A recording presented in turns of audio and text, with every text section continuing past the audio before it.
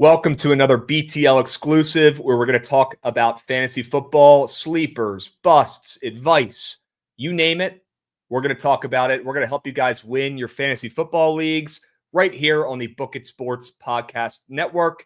Before we dive in, please follow us on Spotify, Apple Music, wherever you listen to your pods. And if you're watching on YouTube, please drop a like and let me know in the comments your number one sleeper for this upcoming season in fantasy. I want to go through the comments and see who's sharp and who's square, who's on to something, who knows ball and who doesn't. Please leave a comment, your favorite sleeper in the YouTube chat, and drop a like. It helps more than you know.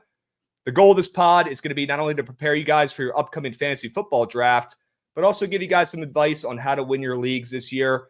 We're going to help you and tell you some of the players that we think are going to carry your team to a fantasy football championship in the Big 2-5. Jovan, I'm fucking stoked. We killed it last year. Are you excited to help people win their fantasy leagues? Super excited, man. I've got a lot of guys I'm super excited about getting on my team this year. Made some moves in Dynasty over the offseason too to get some of the guys on the squad, and you got some redraft leagues to take care of. So that's, I guess, the job now. Well, before we dive in to this year's sleepers, this year's guys who are going to win you your league, let's talk a little bit about last year and how it went, because I'm going to toot our horn here for a second, Jovan. We absolutely killed it. I don't know about you, but I won 2 leagues last year, and that's not a very common thing to win a couple leagues. I had an absolute year, and we had some really, really good takes, Jovan. We told people to draft Chuba Hubbard. People laughed in our faces, and he was an unbelievable running back, especially early on that season. James Conner, all reliable as well, screaming from the mountaintops to draft him, and he was great last year. Bucky Irving from you. You called Bucky Irving when nobody even knew who that was. And that guy carried people's teams. I said Brandon Aubrey was going to win people their fantasy leagues, and they thought I was smoking crack. Turns out I was right. Brandon Aubrey was goated last year, and he helped me win a couple of my leagues. Unbelievable. JD5, I said JD5 was going to help people win their leagues, and he was one of the best fantasy football QBs, if not the best, last year. Crazy. Malik Neighbors as well. I said he was a must draft, and he was great last year. Had over 1,200 yards with the QBs he had last year. That is extremely impressive. Jovan, you told people draft Saquon. He's going to be the ultimate difference maker on the Eagles team, and that might have been the best take yet. I mean, Saquon was a fantasy goat last year, revitalized, and carried the Eagles to a Super Bowl. So great take from you there, along with the Brian Thomas take. My goodness. I asked Jovan last year, guys, who do you draft that's going to win you your league? A guy you wouldn't expect. He said Brian Thomas. What do you know? Now Brian Thomas this year is going later on in the first round in some mocks I'm seeing. So, I mean, what a call, Jovan, on Brian Thomas and Saquon. I also told people to stay away from CJ Stroud. They thought I had 100 eyeballs when I said that. Turns out he actually cost a lot of people their leagues. A lot of people finished in last place because they took CJ Stroud and paired him with Stephon Diggs. So we had a pretty good year last year, if you guys couldn't tell. Jovan, am I missing anything here? Great calls, by the way, on Brian Thomas and Saquon. My goodness. Yeah, that was electric. I had them in plenty of leagues, and I did pretty well. I won 2, and I even got some moves for Brian and some other guys in the Dynasty League that I'm in, where I took over a really, really bad program. So we're on the way up there. But honestly, one more self-glaze. I think the one I was most proud about that people kind of sleep on is Jonnu Smith. Ooh. He had an insane, especially like second half of the year when I guess the team was a little healthier. He legitimately won multiple people their championships and got them through the playoffs with the second half of the year he had. He was unbelievable, Krabs, which I'm guessing is why Arthur Smith wanted him and got him in Pittsburgh. He might have been onto something. Great call last year. People sleep on the Jonnu Smith slurpage in the Big 2-4. And yeah, he was great down the stretch. Help people win some playoff games. You're right. You're right. All right. Well, if we could do anything close to what we did last year, people are going to be pretty happy listening to this podcast. So again, guys, make sure you drop a like, and in the comments on the YouTube, let me know your number one sleeper, who you think is going to be a game changer in the Big 2-5. Without further ado, Jovan, why don't we hop in and start talking about who you think we should draft? We'll start with the number one overall pick. We'll do 1 through 5. We're not going to do a whole mock. Don't overthink it. Just take him. The guy's a beast. If he stays healthy, he's going to be a machine once again. Am I concerned a little bit? Buying high on Jamar Chase after just an impeccable season last year. I'm a little bit concerned. And there's some people out there throwing some trends, out there on the feed saying that the guy who's the best wide receiver in fantasy football never does well the next year. I get it. I do, but I simply can't resist. I still think I would take him at number 1 overall, Jovan. Although there's some guys that are close. I'm still going Chase at number 1. What about you? Yeah, I think this is probably one of the more no-brainer number ones that we've had in past years, which, again, when you're talking about a wide receiver 1, trying to repeat is that, maybe it's a little cause for concern, but I mean, he had 1,700 yards and 17 touchdowns. Even if he doesn't have a wide receiver 1 caliber year, it's likely the touchdowns after having 17. But again, like when you're in that offense with that pass happy script that you're assumingly going to have the entire season because your defense is fucking terrible. Yep. There's not much cause for concern, I would say, compared to what it usually could be. I'm with you. It is a rare no-brainer and number 1. Let's just pray he doesn't get hurt. That's the only way I feel like this could be a shit pick is if he gets hurt, right? So Jamar Chase, he's going number 1. He has to. And with that terrible defense, they're going to have to score a lot of points. This is when it's some lab work here. And most people, I think, would take Bijan at number 2 here. That seems to be the consensus. I'm going to go a little bit of a different, avenue here. Which might surprise some people because there's not that many good running backs this year in fantasy football, I feel like. That's definitely a thin room. If you're looking at any rooms in fantasy football, the RB room is definitely the thinnest. I'm still going to go a wide receiver here, especially if you're in PPR leagues like I am. And if you're not in PPR leagues in the Big 2-5, you probably want to get a new commissioner or find a new league because what the heck are you doing? I'm going to go CeeDee Lamb at 2. I think CeeDee Lamb is one of those guys that can nuclear this season and put up an absolute, crazy number close to Jamar Chase and what he did last year. I think people are not talking enough about since number 1, the Cowboys stunk it up last year. They fired their coach. Number 2, they add George Pickens, which a lot of people that scares them off of, taking CeeDee Lamb. In my opinion, that helps because this guy's been doing it all himself the last couple of years. Jovan, now he actually has somebody out there who's feasible, serviceable, who can actually garner some attention from the cornerbacks and DBs. So I actually think it helps when you add another good receiver into the fold. Maybe it wouldn't help if you had, 4 great. Lamb get open more. They won't be able to double cover him as much, which is going to lead to a great CeeDee Lamb season. I'm taking him at 2. In a year where running backs are not prevalent and there's not many good ones and people are going to be reaching for them, I'm going a different avenue with CeeDee Lamb at 2. Jovan, what about you?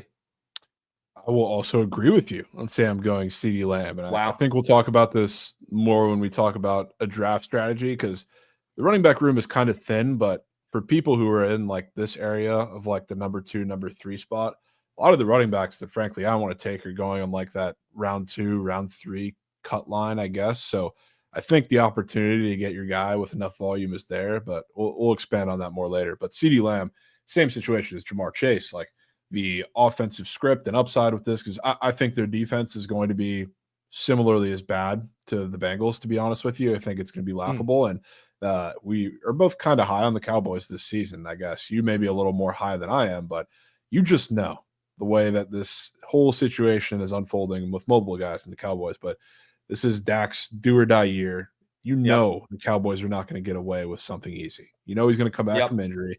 You know he's going to be great in a heavy pass script offense. You don't have much of a run game. I like Jaden Blue. I don't love him. Beyond that, what is it? A Javonte Williams coming back from injury. You traded or let Rico Dowdle go for what reason, I don't know. But you're going to be throwing the ball all game. And now that you have Pickens on the other side, it's not a detractor from his volume. I think it only helps it, the fact that he's not getting double covered. You got to throw to old-ass Brandon Cooks like you had to do for last season when Dak was healthy. Buy low on Dak, on CeeDee Lamb. I don't think you could ever buy low on CeeDee Lamb, but relatively, buy low. And this team has a pretty brutal schedule. They don't have a first-place schedule, but they play a lot of good teams with good offenses. They're going to be in a lot of high-scoring games. A ton.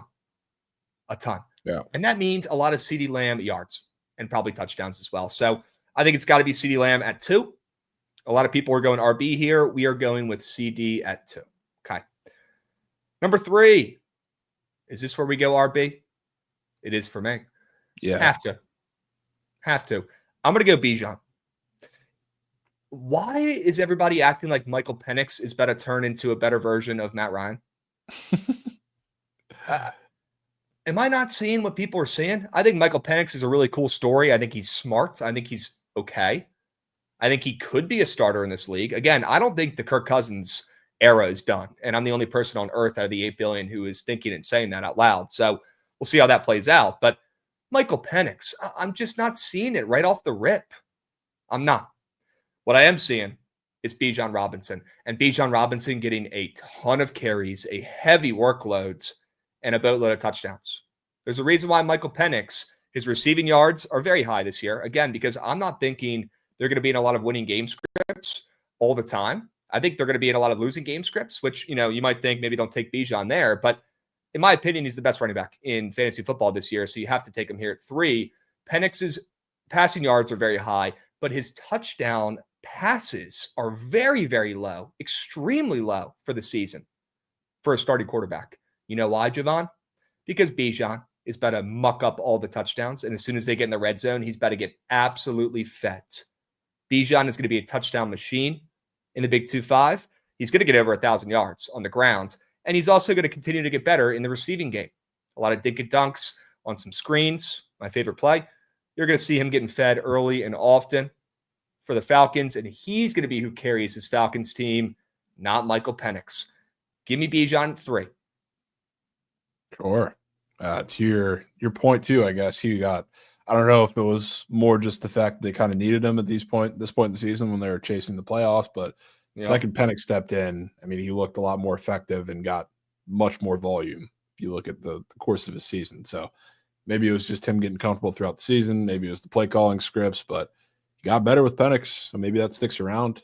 I like Bijan, but for 3, I'm going to go Jahmyr Gibbs, which I know there are some questions. What is the offense going to look like without Ben Johnson? Yeah, I don't think it's going to be vastly different, but I do think there's more of an emphasis. Not that Ben Johnson obviously wasn't getting their guys down the field and getting more explosive, but I think we talked about this on BTL too. I think there's a little more of a focus here this year with getting guys one-on-one in space, which who are you going to get one-on-one in space? Obviously, you're going to do JMO. You're going to get JMO in space down the field a little more vertically, I think, this year.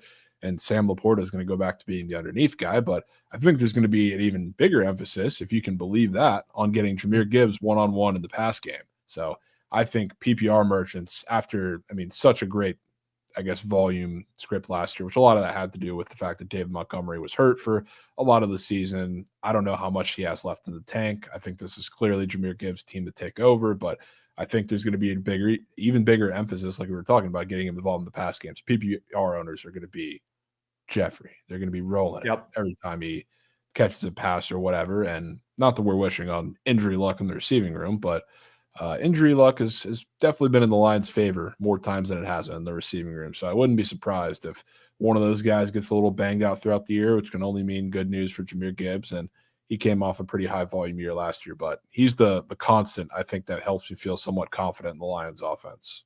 Yeah. The reason why I picked Bijan at 3 over Gibbs, and I think it really is 1A, 1B, either way you look at it. I think they're both a slam dunk of a pick here at 3. I think you got to go running back here at 3, no matter who you take. David Montgomery had his injury last year, right? Demont, and he's old, right? But Demont missed a couple of games last year. Gibbs played in 17 games last year. At RB, I'm a little bit concerned. Again, it's hard to catch the falling knife and figure out when these guys are going to get hurt, but I've had some pretty good luck about it in the past, and that's the one thing that concerns me here a little bit. If they do shift a little bit away towards or from the 50-50 workload share for Demont as he gets older to more Gibbs action, I don't know if that's good for his longevity. I don't know if that's good for his health at the end of the season. Damn near every time you see a running back get, upgraded usage, it doesn't typically go well for their body and with their injuries. So that concerns me a little bit. Bijan also missed a couple games last year as well. So I'll go ahead and buy low, I guess, as low as you can on him after a year where he already missed some games. That's why I went Bijan at 3. But again, don't go far. I've got Gibbs at 4. So again, you pick who you want here. It's a win either way. But at 4, I am going to go Gibbs. And that's my reasoning for why I'm going Bijan at 3 over Gibbs. But I do think Gibbs has a higher ceiling, actually. I do. And I think, to be honest, Bijan probably has a higher floor, really, this season. So that's why I go more reliable. At 3 with Bijan. 4, I will go Gibbs, who could end up being the best RB in fantasy this year. that offense worries me a little bit. They lose their coordinator, obviously, but what I'm thinking of, at this point, if they lose their coordinator, keep it simple. Keep it simple for Goff. Hand the ball off a little bit more in the big 2-5. And that's why I still like Gibbs inside my top 5 here. And that's why I'm picking him 4th overall. Again, a slam dunk pick, 1A, 1B with him and Bijan. Certainly. I'm in agreement. They're right there with me, but I'll hold off for one pick.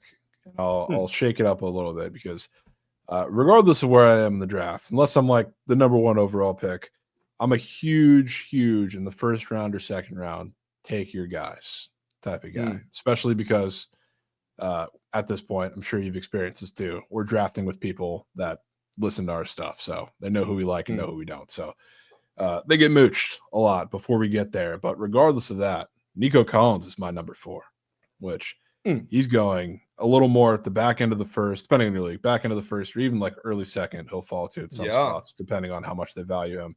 I'm reaching for him, and I don't really care about it. This Texans team, you correctly, and I was with you too, but you were a lot louder on it, voicing your concerns for CJ Stroud in this offense last year. And CJ Stroud had a sophomore slump, just like everybody expected. Nico Collins didn't really have a sophomore slump. He dealt with some injuries that kind of held him back, so he only played 10 games, but he still put up numbers in every single one of those games. He had just over 1,000 yards, 1,006, with 68 receptions, 99 targets, 7 touchdowns. So in those 12 games, he has an immaculate connection with CJ Stroud. And when you go to this year, I guess this all goes into one, so I won't split it up. But I think CJ Stroud is going to have a big bounce back year. I think a lot of the issue last year was the offensive line was bad at times. It was, they figured him out a little bit. They started playing zone. He couldn't figure it out. And the play calling didn't really help him to figure it out. So now when you have a new infusion in pretty much every single one of those areas, along with the fact that you look at this wide receiver room, I'm kind of in on like Christian Kirk having somewhat of a resurgence here, fine. But Tank Dell's out for the year. You got Jaden Noel and Jaden Higgins who are coming in, who I think Higgins is getting a lot of hype, rightfully so. Noel can be right behind him.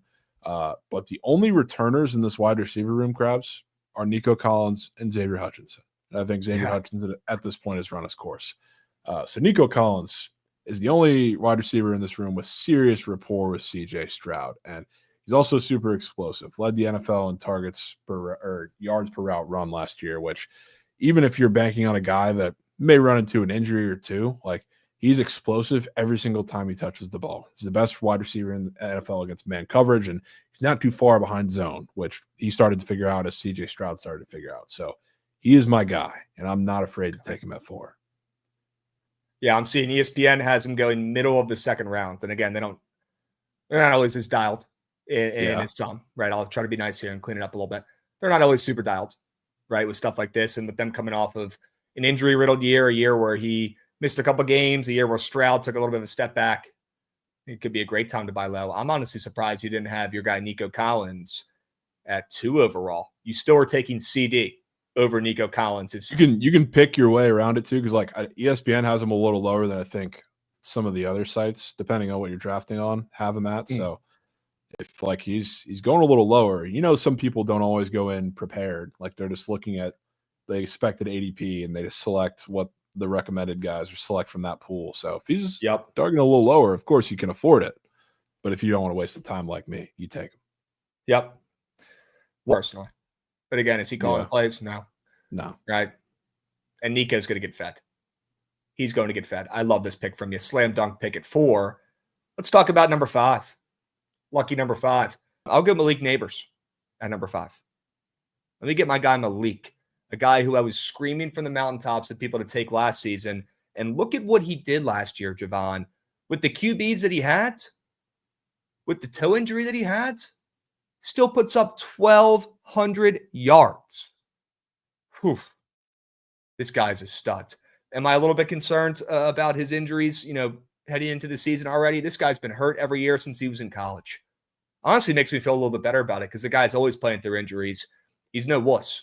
He's going to go out there and fucking play and give it his all. And I did see him before his preseason game, his last preseason game, this weekend for preseason week 3. He was doing some crazy moves, making some crazy catches, although he didn't play much in the game. He looked pretty healthy to me. Healthy enough. Okay, so I'm pretty confident in Malik Neighbors, and this is the best QB, whether it ends up being Russell Wilson, whether it ends up being Jackson Dart at the end of the season, either way. This is the best QB that Malik Neighbors is going to play with in his career, at least since Jaden Daniels in college. And this is the best wide receiver that Russell Wilson or Jackson Dart will ever play with in their careers. Yep, it is. I think the sky's the limit for Malik Neighbors. You have to take him. Don't ever think this one. If he's there at 5, or if he even falls any further, take Malik Neighbors. Don't worry about the toe injury. He's had that since he was at LSU. He's going to go out there and play, whether he's got 10 healthy toes or not. Yeah. Take Malik. He should be fine. Kind of crazy when you look at some of the wide receivers that Russ has had throughout his career. Not very good. Not very good at all. He's made them look good, right? But they have not been very good. Yeah, I mean, respect to Doug Baldwin in the Seahawks days, but had a flash of DK, a little bit of George Pickens. Like there hasn't been Lockett. Yeah, too much else. Lockett's a journeyman. I mean, he was great, but I'm excited to see him with Neighbors. You're going to get a couple of moon balls. My number 5, I'll make it brief because you already pretty much touched on it. I'll go Bijan here. I think in that offense, he's still the rock. I'm not incredibly high, just like you aren't on what everybody thinks Penix is going to be. I think at the end of the day, like this game's going to run through and this offense is going to run through Bijan, just as I think a lot of people would expect it to. And he's the key to making everything easy for Michael Penix. I let him slip to 5 because I am a little concerned of some of the injuries that are piling up on the Falcons offensive line to start the year. And it looks like they're going to linger into the year a little bit. See, a couple of the guys are expected to be out even as long as 6 to 8 weeks. So that's a little concerning, I would say, but he's still going to get fed in this offense. So I'll take him at 5. Yep. I'm in. And again, guys, we're not going to go over the full mock draft here. So if you don't have a top 5 pick and you're sitting here thinking, why did I just listen to that? Listen to me right now here. If any of these guys we just mentioned are available 6, 7, 8, take them, because we're obviously pretty high on these guys. So if you're sitting here thinking, how do I utilize this info if I don't have a top 5 pick? If any of these guys are still hanging around in the first round, take them. And there's a couple guys here who you might see still available later on in the first round. Nico Collins. Sure. I've seen CeeDee Lamb going a little bit later in the first round for some reason. Take these guys. Okay, don't be scared. That's how you guys can utilize that info. All right? Now it's time for my favorite part of this pod. Let's talk about some sleepers. Let's run it. And I'm going to get the party started with my favorite sleeper, a guy who I actually just traded for in my Dynasty League because I believe in Zach Charbonnet. I do. I believe in Zach Charbonnet. And I'm so anti-Kenneth Walker. Bless his heart. Little spoiler there. He will be in the busts category for me. Do not draft Kenneth Walker this year unless you like getting disappointed. Maybe you like getting let down. I don't know. If you're into that type of thing, go ahead. But Charbonnet, I'd rather have Charbonnet later on in the draft than Kenneth Walker earlier. Okay? Charbonnet will be the starting running back of this team halfway through the season. Whether it's due to injury, whether it's due to performance, I don't care. He's been a much better blocker. He fits way better in this new scheme with the new coaches. They made it very clear in camp. He's a much better fit for the new regime, which in my opinion, if I haven't, taught you guys this yet, coaching and scheme matters way more than the pieces on the field, the players on the field. It does. It does. He's a way better fit for this offense, for this scheme. The new regime likes him better. And Kenneth Walker has a serious injury issue. Zach Charbonnet is about to be in his prime in the Big 2-5. And he's done great every opportunity he's gotten to start when Kenneth Walker's been hurt. Go back and look at how Zach Charbonnet finished the season last year. He had some massive game. They're not that guy, pal. It's going to take him a couple weeks. But if you can stash Charbonnet later on in your draft, do it. Because by the end of the season, by the time the playoffs are coming around, especially when these games matter more, Charbonnet will be starting for the Seahawks, and he'll be starting in your fantasy football lineups. Take him. Wow, Zach Sharp. I didn't expect that. I'm a huge fan. Huge fan. That. Yep, traded for him in my Dynasty League. I was scared you were going to say Jalen Lane after that sentence. He's probably a better Dynasty target. Okay, but we cannot act like he has not been impressive so far in the preseason. He has. Yes. Okay, let's keep the 100%. Jalen Lane hate out of this. All right, not stand for that. Completely. Jovan, you want to go back and forth here with some sleepers? You want to throw out one that you love? Yeah, I'll stay on the running back side of things. I'm going to go Isaiah Pacheco, which Okay. I think when we were talking the Chiefs and this offense in general, they were bad, which a lot of that had to do with the fact that they didn't really have a run game because Isaiah Pacheco got hurt. He fractured his fibula in week 2 of the NFL season and then came back, I think, around Thanksgiving. I don't know exactly what week that is, but he finished the season, didn't really look healthy in the slightest. And like even in the playoffs, he looked slow out there. So he didn't really get many touches when things became important. There was a lot of Kareem Hunt, who's really old at this point. And now I think people just forget because we all expect the Chiefs offense to be better, right? We all expect them to be a lot more explosive. Yet I haven't really heard anybody say where those points are going to come from. Because when you talk about this offense, right, like Mahomes is going to be better. The pass attack is going to be better. Rashee Rice is coming back, and that's fantastic. How long is he going to be available? Because it seems like that suspension is looming. And every time I see the reports, the predicted suspension number of games gets longer and longer, which I'm curious about. So like that hammer is going to come down, it seems like eventually. It doesn't seem like they're going to be able to skate through the season with that. How long is that going to be? We don't know. But pending suspension for Rashee Rice. Xavier Worthy, I mean, he's a great piece and had a great, rookie year. Is he the guy that's consistently going to give you like a pretty solid floor? I don't think so, especially when we talk about touchdown production. Same goes for Hollywood Brown with the inconsistencies he had a little bit last year. Travis Kelce is 80 years old. Beyond that, it's what? Juju Smith-Schuster, it's Noah Gray, like a lot of the depth pieces for this team. Now, looking at one of their biggest issues was scoring in the red zone last year. They were tied for 21st in the NFL in scoring touchdowns in the red zone. And again, a lot of that was because they didn't have a run game. When you look at what they did in the offseason, it wasn't much, Krabs, to the running back room, which I think shows confidence in the fact that Isaiah Pacheco is going to come back healthy and rejuvenated. It's Kareem Hunt back there. Elijah Mitchell's back there for now. I don't think he will be by the time the season starts. Carson Steele, and then everybody's infatuated with Brashard Smith, who's a 7th-year rookie that can't run the ball. He's a pass catcher and probably a lot closer to Jerick McKinnon than people think he is to Isaiah Pacheco in types of like the terms of the role he could have for this offense. But I think Isaiah Pacheco is going to have a huge year. I think a lot of that comes in the touchdown department, which is why he's going to be in the go well. But again, you got to look at this offense and say, if they're going to be better, who's going to do it? And especially with the teams that are playing all these too high, super deep shells against Patrick Mahomes to keep everything underneath, they're going to have to run the ball. And the reason they were not good last year is because they didn't have somebody who can consistently do that. This year they will. Okay. If he stays healthy, he's going to soar over his more than 4.5 touchdowns line. Crazy line. Also love this because Travis Kelce, their number one option in the red zone, his touchdown line this year is at 4.5, which is absurd. Where are these touchdowns going to come from? And if you think about it in a contrarian mindset, they will try to run the ball more this year because everybody's going to be doing whatever they can to sell out to stop Mahomes. Why wouldn't you? He's the GOAT. You have to. And Andy Reid is smart. He is contrarian, and he will run the damn ball. Yeah. I think there's a legitimate chance we see a career year from Pacheco in the touchdown department, which would mean 8+. Okay. At least rushing, right. I guess. Double-digit touchdowns total would be career because he's had 9. Somebody's got to score. Yeah. Somebody's got to do it on this team. Okay. Love that. Great sleeper from Jovan. I'm going to keep it in the RB room and talk about a guy. You mentioned Jalen Lane. Let me counter with another commander. Yeah. Okay. Austin Eckler. Okay. Austin Eckler. Guys, it's been a crazy offseason as a Commanders fan. For the first time in my entire life, people are talking about the Commanders. It's pretty cool.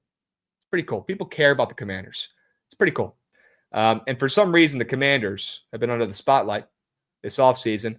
I guess deservingly so with this RB situation, right? We just traded B-Rob to the 49ers.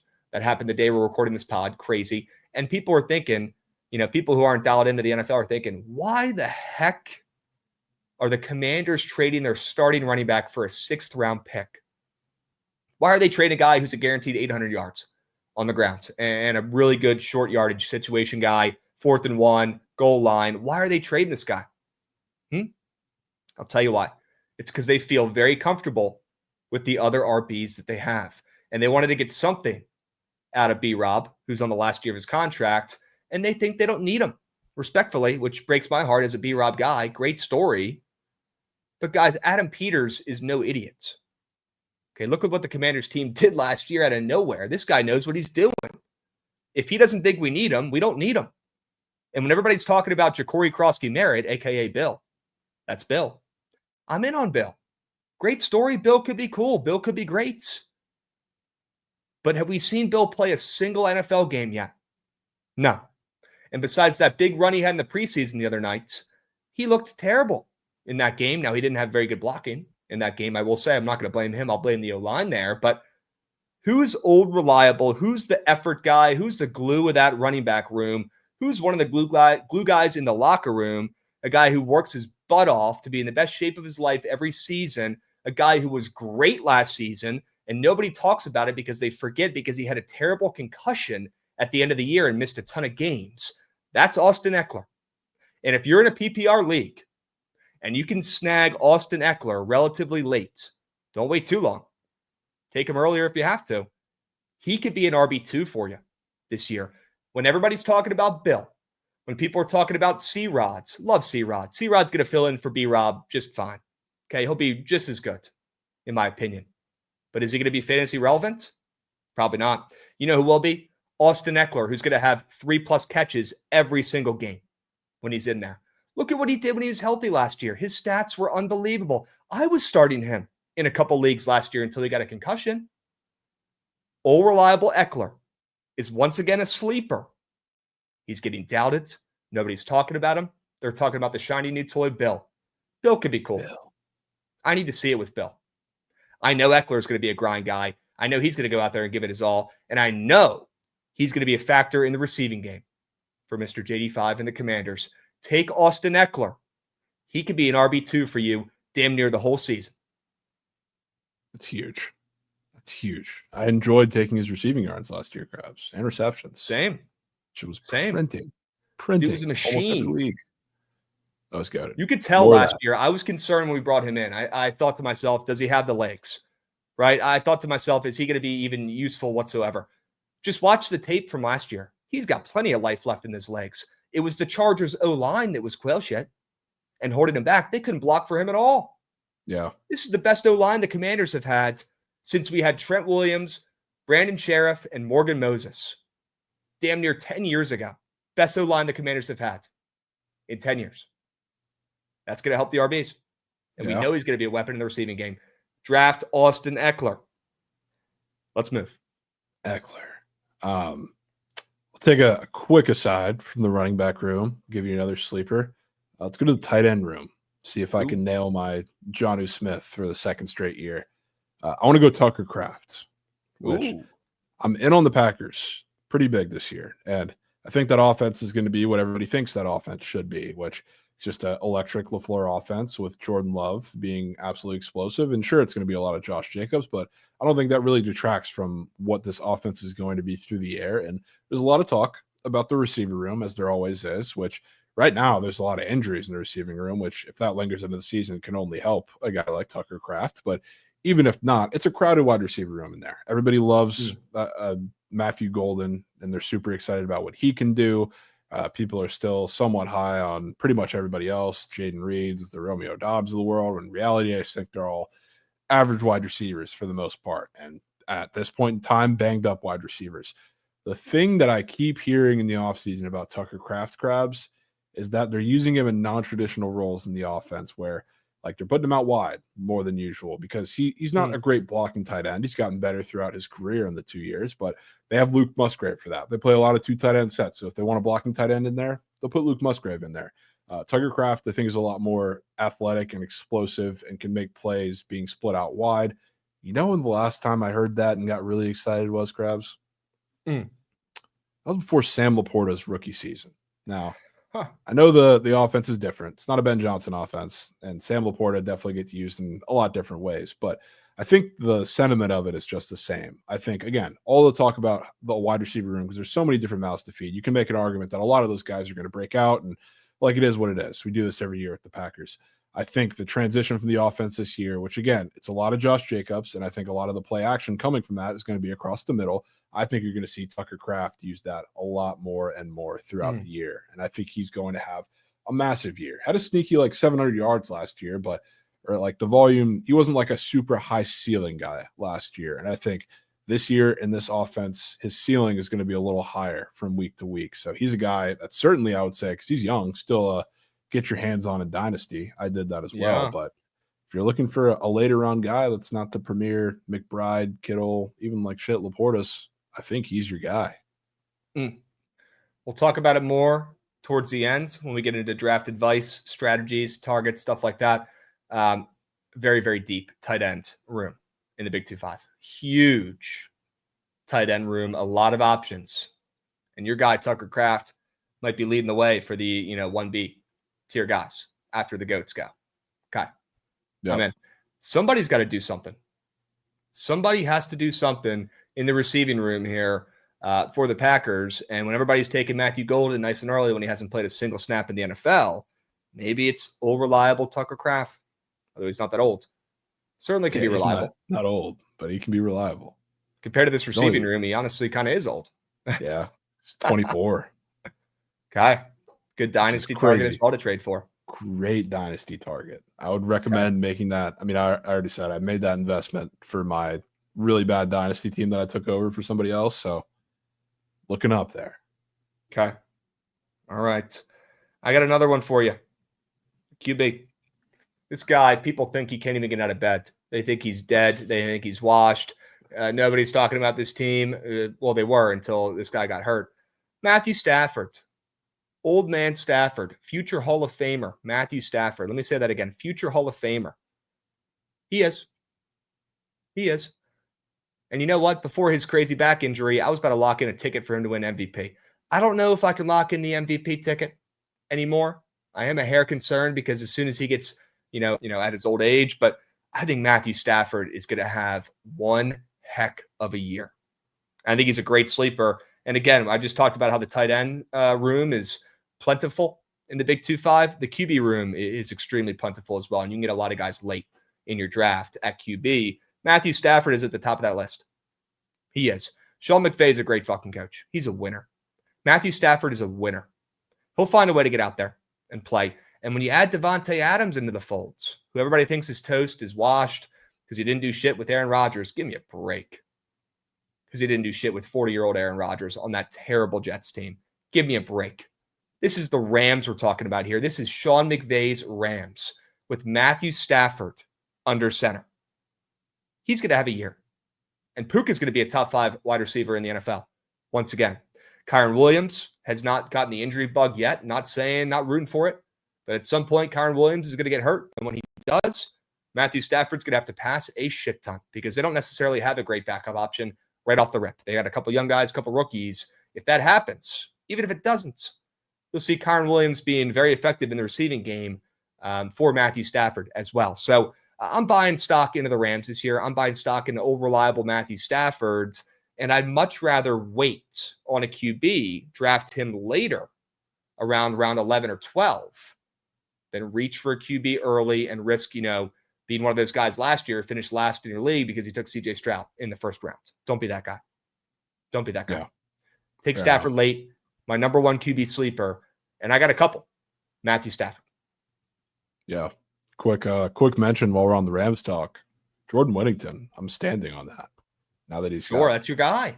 Yeah, a little opportunity now. Like you take out Kupp and you bring in Devontae. So in numbers, it's not different, but in the slot, I feel like it's pretty big too. Like he was sitting with the starters in preseason, which he played a lot during the preseason last year. So you would think like you bring in Devontae for Kupp, no difference, like in terms of numbers in the wide receiver room, but get his chance in the slot. I think you're going to see him make some plays, especially if one of those guys goes down, which I'm not rooting for, but keep your eye out. I'm in on Stafford if he can stay healthy with you. Okay. What else you got?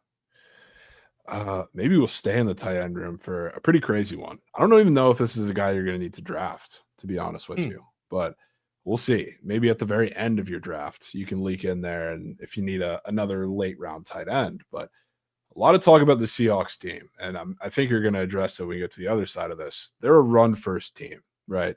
Now that Clint Kubiak, I think that's the biggest misconception I think a lot of people have said. We were listening to Surgical Stream talking about how they're going to just sling rock. It's this pass-happy offense. It's what we saw with Gino. It's not. It's not at all. They brought in Kubiak to transform the run game. We've seen that in New Orleans last year when he ran that scheme. You're going to see that this year with any running back that you take. Hopefully it's for your sake, Charbonnet, but even with Kenneth Walker or Helani or any of the guys behind him, like they're going to be set up really well.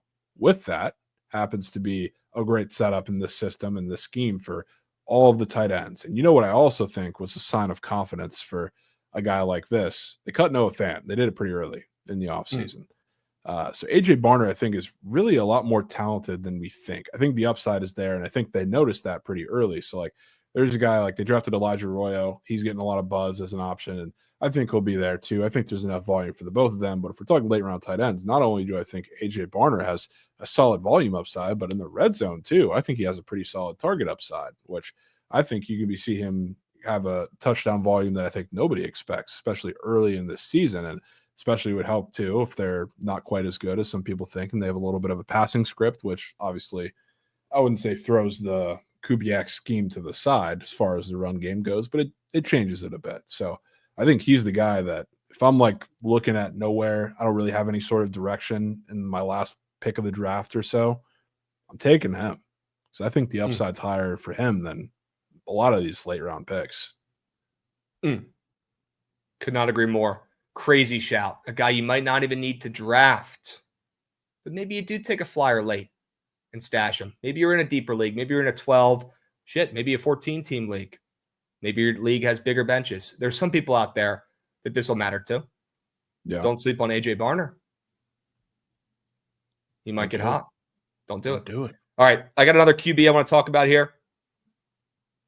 This is the earliest QB I would take in my fantasy draft. You know, I'm a weirdo with the QBs. I never take QBs early. I always try to find value late, which, you know, there's 100 different ways to do it, but that's just how I roll. Matthew Stafford, like I talked about earlier, you got to get him around, 11, round 11 to be sure, but, 12 to 13 as well is pretty much consensus where that guy's going.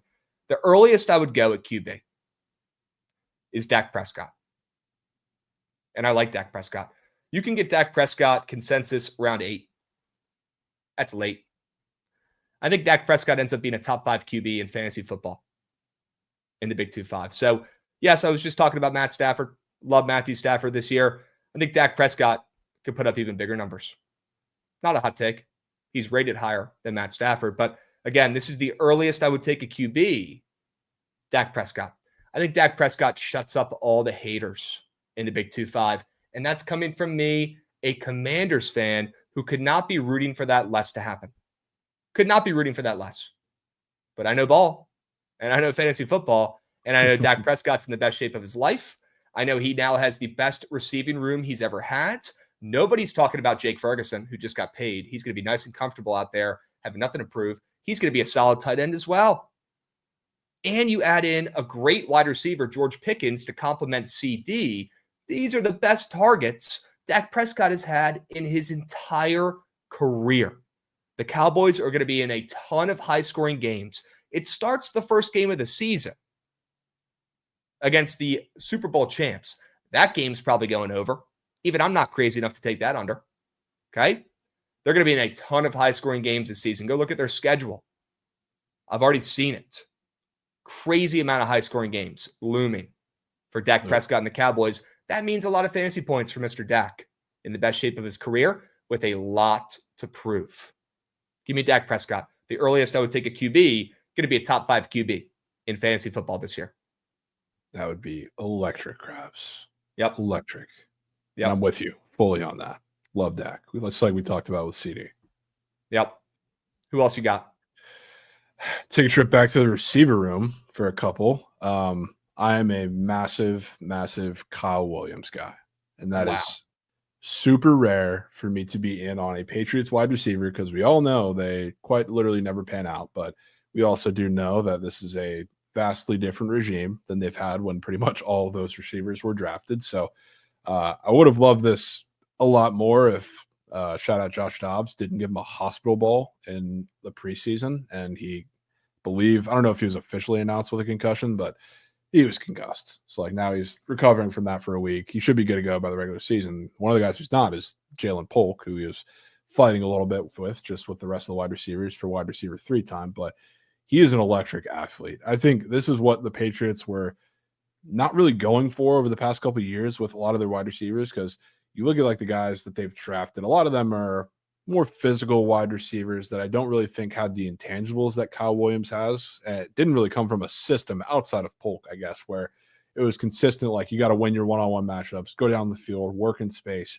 So I feel like he fit perfectly, not only with what like the Patriots need, but what Drake May needs. So like Drake May now has his number one guy in Stephon Diggs. He is coming off of a pretty brutal ACL injury. So how healthy is he going to be? I still think there's going to be very solid volume throughout the rest of the pass catching room. And some of that will come from the backs, like the Stevensons and Hendersons of the world. But somebody's got to take advantage of those wide receiver 2, wide receiver 3 snaps. And while I don't know if wide receiver 2 is quite in his future immediately, wide receiver 3 is. And I think he can get that this year, and he's going to have some serious volume, especially late. I think he can come on throughout the season. And I think he's also a great dynasty target as well. But he seems like a guy to me that throughout the year, as he continues to work with Drake May, is going to develop a rapport and get hot towards the end of the year. He can be like the Pop Douglas, aside from Pop Douglas.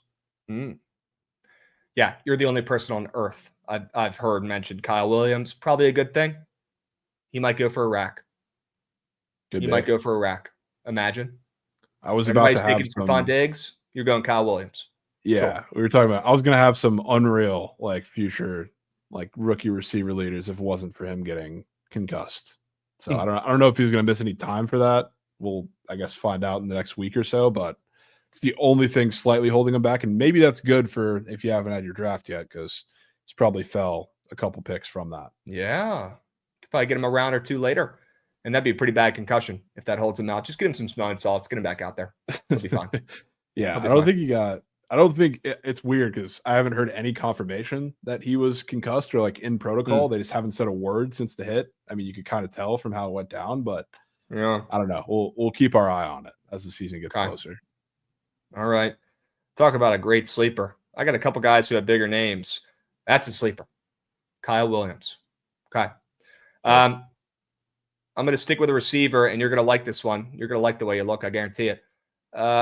The Bucks have been wide receiver you. The Bucks always have great receivers. At least they have in the last couple of years. Jovan, I think your Bucks have found the next great Bucks receiver. And unfortunately, this comes at, the circumstance of McMillan getting hurt with that crazy neck injury. That was fucking scary. Chris Godwin, who knows if his legs are going to be functional after that injury. Mike Evans, bless his heart. The dude is all reliable. He's a machine. But you and I both know that, the Grim Reaper is just standing there watching all of his games and just waiting for him to get hurt at this point. How has he not had a big injury at this point? It's crazy. And not that I'm rooting for it, but I know football, and unfortunately it's coming at some point. This guy, I think, can help you win your fantasy league. And this guy has had an increase on his season-long receiving yards, Prize Pick Square, by about 200 yards over the last couple of weeks. Emeka Egbuka, who I think to me looks like Terry McLaurin. And I've watched a lot of Terry McLaurin. I think this guy's the next Terry McLaurin. I don't know about his leadership. I don't know about the locker room shit. Obviously the same school. So maybe that's the similarity I'm getting there. But this guy is going to be the next great thing down there in Tampa Bay. Jovan, you're going to be wanting to get a jersey by week 4. I'm telling you right now, because he's about to be a machine. When everybody's worried about Big Mike, you might have to. When everybody's worried about Big Mike, as they should be, trying to get 1,000 yards, when Chris Godwin is out there with a freaking walker or potentially with a cast on his leg or at least a brace, and he's trying to figure out if his legs are still functional after that bad injury, I'm going to go with the new young gun who they just drafted, and some might say reached for a little bit in the draft, in Egbuka.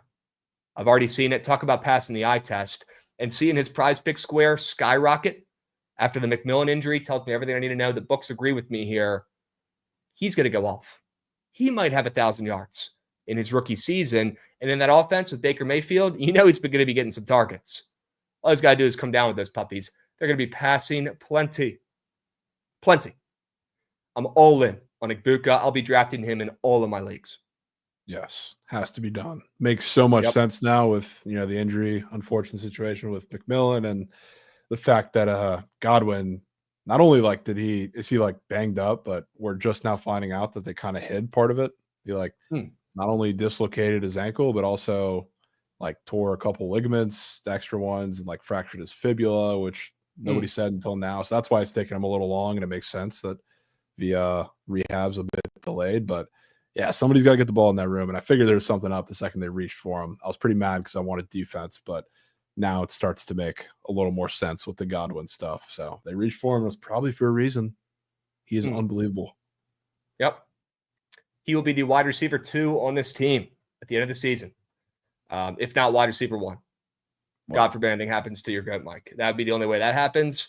Not rooting for that, but he'll be at least wide receiver 2 for this team in the Big 2-5 in one of the best offenses in the Big 2-5. Okay. Let's move. Let's groove. You got one more sleeper for us, Jovan? Got one more. And it's a guy that last year I didn't really like. And it was for the exact reason that I think we loved Josh Allen less than interceptions. But he was coming through his rookie year.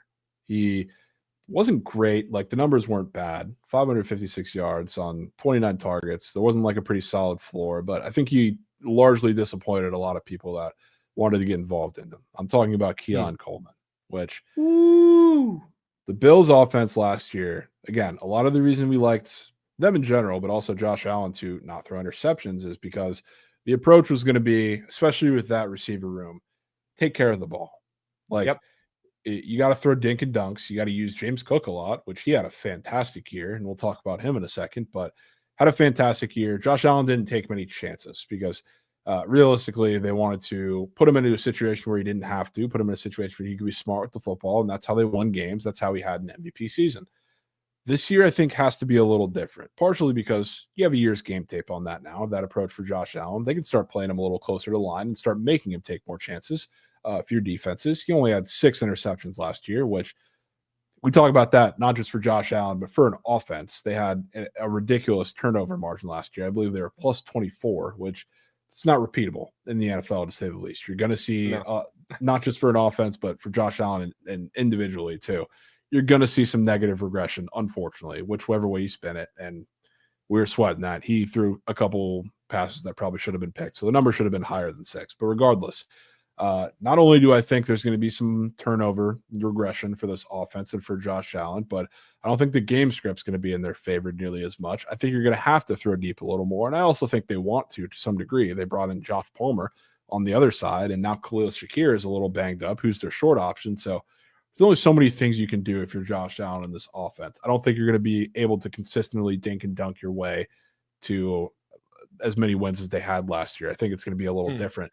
Now, Keon Coleman is one of the guys, you can talk about Josh Palmer. He's the cookie cutter, I guess, deep threat that they brought in. I think he's going to have a solid year. Don't get me wrong. But Keon Coleman, I think, had a little trouble in this scheme last year, in this offense last year, because he's not the dink and dunk guy. He's the contested catch guy. And the whole focus of the offense was, don't throw 50-50 balls, Josh, because we don't want you to throw picks. I think this year he's going to take some shots down the field, especially if James Cook has a little touchdown regression himself this year. Josh Allen might have some rushing touchdown regression himself this year, which he's going for, I think, a record. So we'll see how much he regresses, and we can talk about that. But I think he's going to be throwing the ball down the field a lot more and trusting these couple wide receivers to come down with 50-50 balls and run deep down the field. Keon Coleman was also a little banged up last year, which, I mean, everybody's banged up at some point, but I don't think it really helped him as a guy that wants to be physical with a lot of these corners. So I'm expecting a bigger year from him. And I'm not a huge Keon Coleman guy. And I was kind of telling everybody, don't overdraft him last year. But this year, I think the situation is wildly different. So I'll be in on him. I'm so in. I'm so in. As an investor and a dynasty owner of Keon Coleman, I hope you're right. And I see it. Let's hope he can stay healthy this year, too. That should help. He was banged up a good amount of time last year. Yeah. As well. Right. And everybody thinks the Bills are a sure thing to win their division. They think they're the easiest, future. Everybody's taking them to win the Super Bowl again. I just don't get it at this point. Although at some point they will break the curse. Keon Coleman does not get enough love and respect. Josh Allen is getting all the love and respect. Keon Coleman had a lot of really good games last year, and he will be wide receiver 1 this season for the Bills. He will. Yeah. He will. I mean, he definitely has a chance to do it to start with Shakir. I don't know what the timetable looks like on him, but it's a big underneath option missing. Yep. I talked about Shakir less than yards when we went over the Bills a couple weeks ago on BTL. I think you see him regress, and I think you see Keon thrive in year 2. That year 1 to year 2 jump is the biggest leap for wide receivers in the NFL. That's where you see a lot of guys improve immensely. I think you see Keon Coleman put together a much more consistent season. I'm with you. He showed flashes enough where you could tell he's going to be a star in this league. We need consistency. We need health. And we need just better all-over production from Keon Coleman in year 2, and I think we get it. I do. Last nugget there, which I'm looking for, I guess, some floor of upside touchdown-wise. I mean, he had 4 touchdowns, which it's not a bad mark, but he also led the Bills wide receivers in red zone targets, which I don't think a lot of people would think when you're talking about what he produced last year. So maybe an even bigger touchdown spike coming from this year, especially first couple weeks when Shakir's out or however long. Nobody is talking about Keon Coleman. Love this pick from you. Love this pick from you. I'm going to rapid fire through these last 2 because I brought a couple more. Brandon Ayuk, another sleeper, a guy you stash for the playoffs. Could be the worst pick ever, but he could help you win in the playoffs. By the time he's already back in midseason form, we know he's going to miss, potentially up to the whole first half of the season, at least for the first 6 weeks.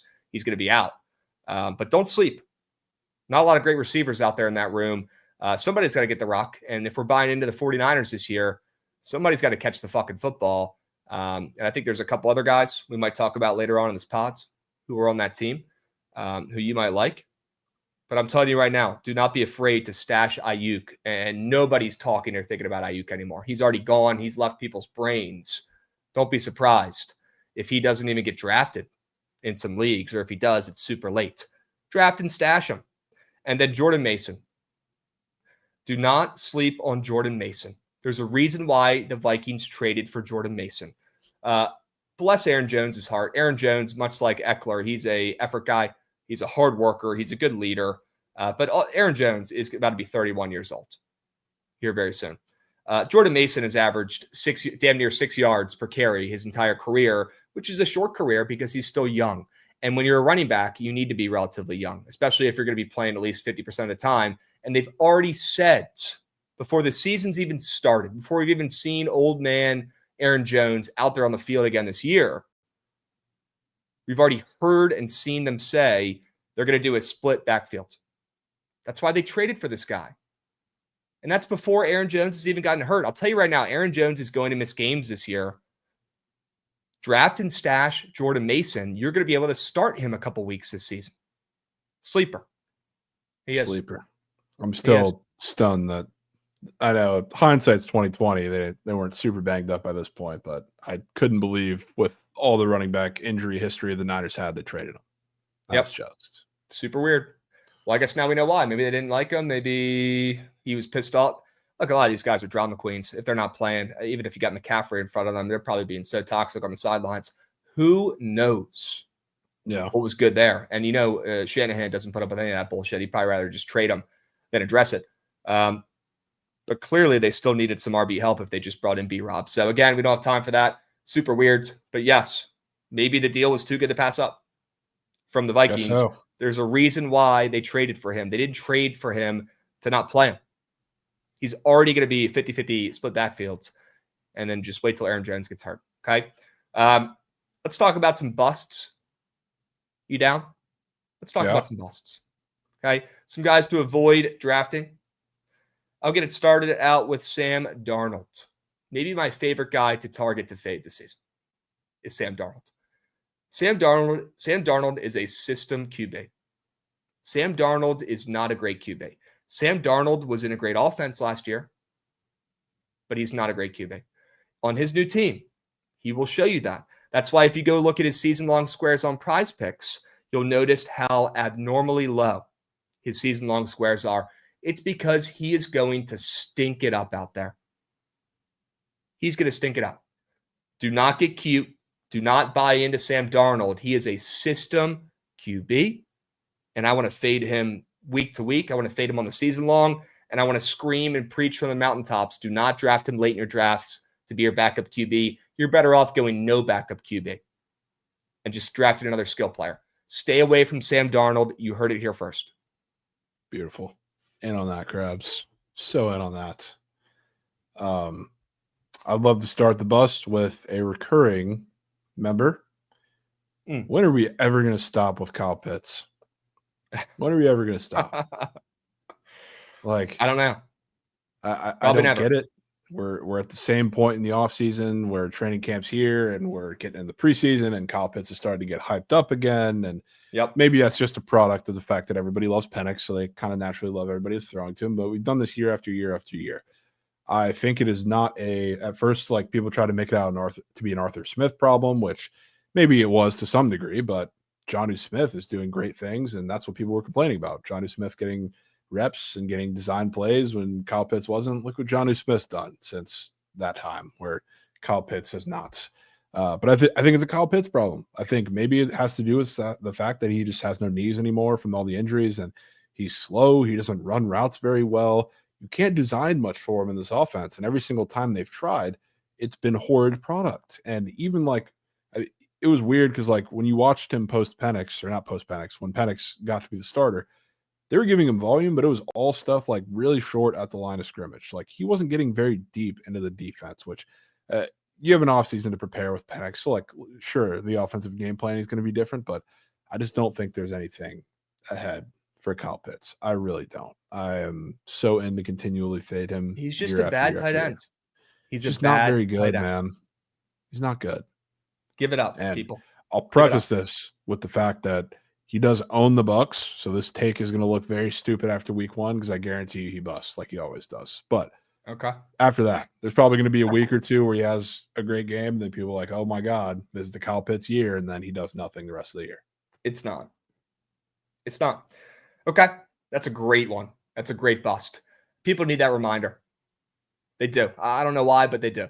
So great call there. I already mentioned this one earlier, so I'm really not going to touch on it much, but Kenneth Walker, please do not draft Kenneth Walker. Kenneth Walker, and by the way, he's had injuries damn near every season. He's gotten worse every season of his NFL career. Kenneth Walker averaged 3.5 yards per carry last year. He's not even the best running back on his team. Do not drink the Kool-Aid. Do not draft Kenneth Walker. He will cost you a fantasy football playoff appearance if you reach and take him as a mid-tier RB. Do not draft him. Please. Bust. No. Huge. Who else you got? I'll take a dip into the wide receiver room.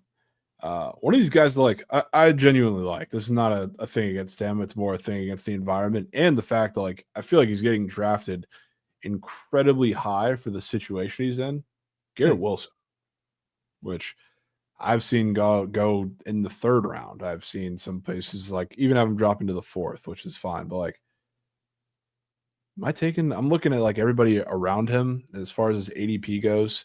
I don't want any part of this Jets offense, any part. And I'm not even a big Justin Fields hater. I think to some degree he's going to have his moments. He'll have his flashes. But this offense, there's been a lot of smoke because you're getting him reunited with his guy, his Ohio State brother. And now the offense is going to be revolving around Garrett Wilson. They're going to use him. I've seen the quote 50,000 times. They're going to use him in ways like Justin Jefferson or Amon-Ra St. Brown. He's going to be all over the field.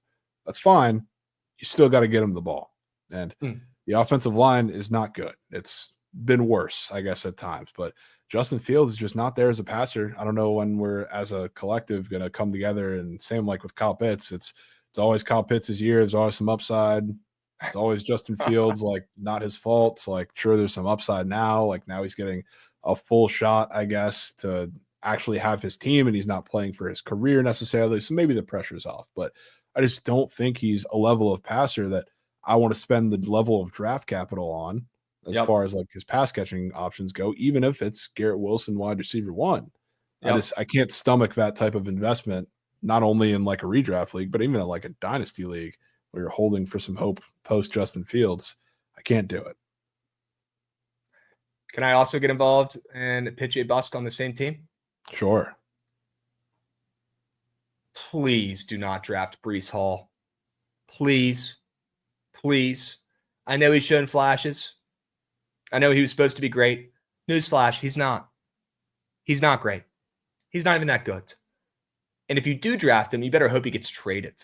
That's the only way you're going to have any sort of success. Maybe he gets traded midseason. Maybe he goes to the Texans midseason when they realize they're in a rat shit situation. Who knows? But what I'm hearing from camp, I've also been a Braylon Allen guy since he's gotten drafted, and he's going to keep getting better every year. I'm a big Braylon Allen guy. He's looked great so far in the preseason. Isaiah Davis is getting slurped like no other. It seems to me like the new regime is vibing more with those guys than they are with Breece Hall, who's a me guy and likes to talk a lot of shit in the media about not getting the rock. Well, if you don't want to get the rock, or if you're bitching about not getting the rock, you might be finding yourself on a new team, buddy, because that's the best scenario you have to be fantasy football relevant in the Big 2-5. Please, guys, do not drink the Kool-Aid again and go with the Jets player and take Breece Hall. It's not worth it.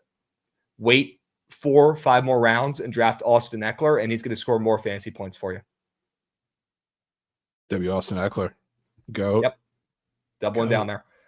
Who else you got as a fantasy football bust in the Big 2? A wide receiver that got a lot of smoke over the offseason, which a lot of it was likely for AR, but even now, like with Daniel Jones, I think people have started to double down on this, which is interesting, and I don't really get. Josh Downs, which I had some the feed was filled with Josh Downs at like the middle of June, like peak dog days, talking about how he's going to be the next great thing. And again, like a lot of that probably had to do with AR and the fact that he's a super explosive receiver, can be down the field, which is valid. But like now with Daniel Jones, I'll say this. I want to bring this back up when we talk about some targets, talk about somebody else in this offense, but separate conversation. But I hate the whole AR benching thing. Give your guy a shot. You just gave up on the project that you knew was going to be a project. But now I think what Steichen sees is the fact that Daniel Jones can be used as a safer option, which is crazy to say. But in the offense, they want to do something like the Giants offense when Daniel Jones made the playoffs with him was hand the ball off to Saquon, don't throw the ball past 10 yards. And like it worked. It got them there. It got them, won them a playoff game. But I think that's what he sees. He wants a little bit of a higher floor option, which for guys like Jonathan Taylor is great. Like for guys like Tyler Warren, which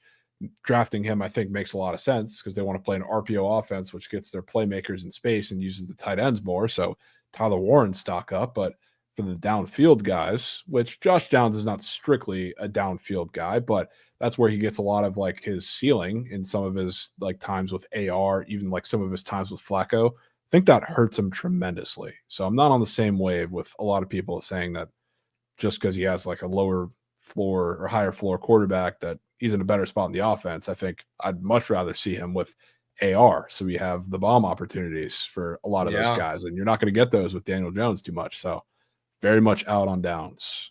That's why I'm so in on Malik Neighbors this year too, because he's going to get so many more deep balls. All he thrived off of was little screens, little short passes. That's what Daniel Jones does. He cannot throw the ball down the field.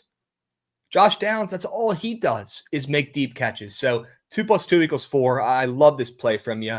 Do not buy high on Josh Downs after a great season last year. Sell high.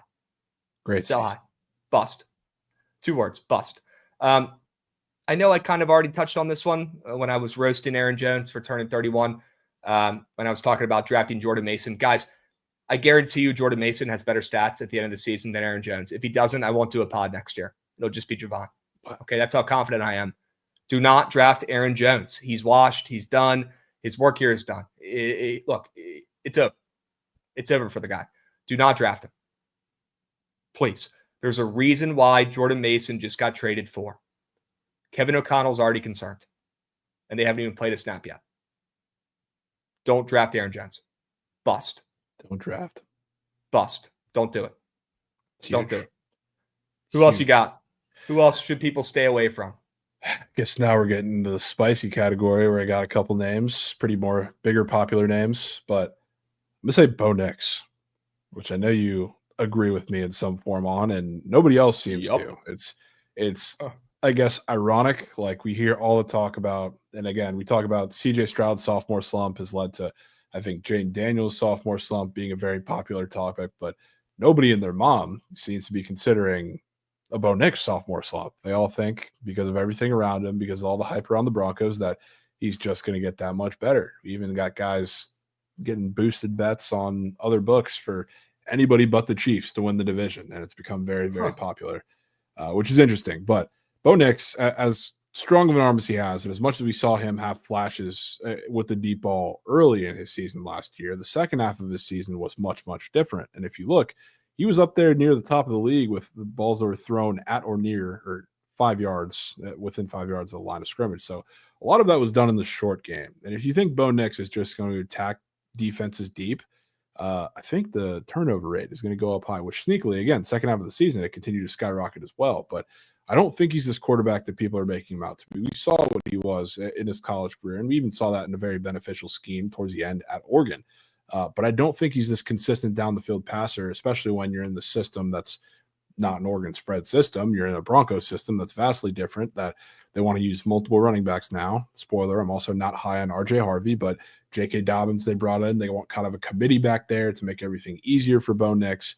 And while I do think there's some upside with his own legs, I don't think he's quite going to be just the skyrocket value passer that people think he's going to be. So I think the Broncos as a whole are going to regress this year, which in turn could move, some heavier passing scripts for him, which could lead to some garbage time yards. So not completely a fade in that aspect, but I think the ceiling is so much lower for Bo Nix and for the Broncos than people are saying. And I know you're kind of with me in that.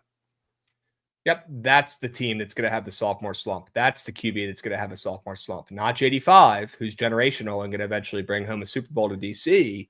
It's actually Bo Nix and Fat Happy Complacent Sean Payton, who just bought himself another couple of years coaching in this league. So if you look at their roster, who the heck is he throwing the football to, and how did he do it last year? It's honestly impressive.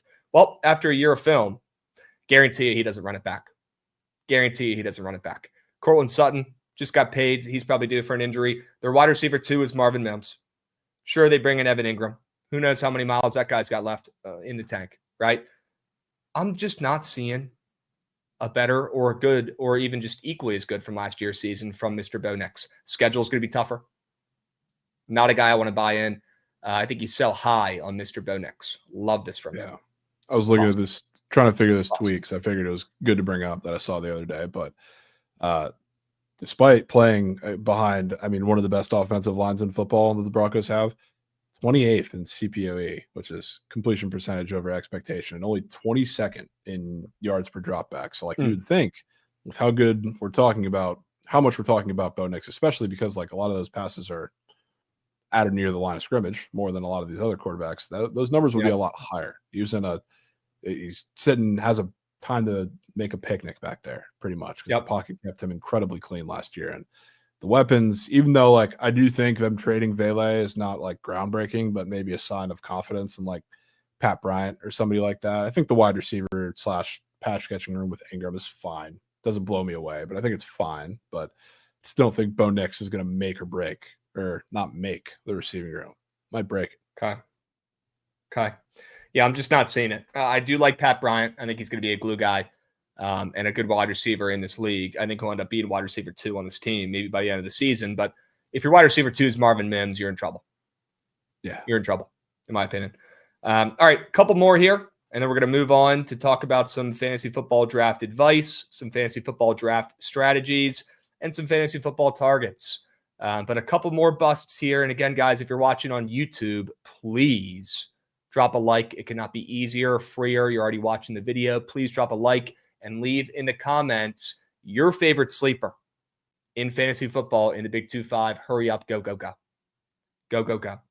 I got 2 more. Joe Mixon is one of them. Joe Mixon coming off a great year. Joe Mixon helped some people win their leagues. Joe Mixon is an injured running back all the time. I'm out on him, sell high on him. He's already hurt again. He's going to miss a couple games. Please do not draft Joe Mixon. Please do not draft both Nick Chubb and Joe Mixon. I'll tell you what to do about that situation here in a moment, but do not draft Joe Mixon, please. Please, please, please. He is going to be a bust. He is going to be hurt all year. I don't want an RB in that offense in the Big 2-5. Can't have it. Simply can't have it.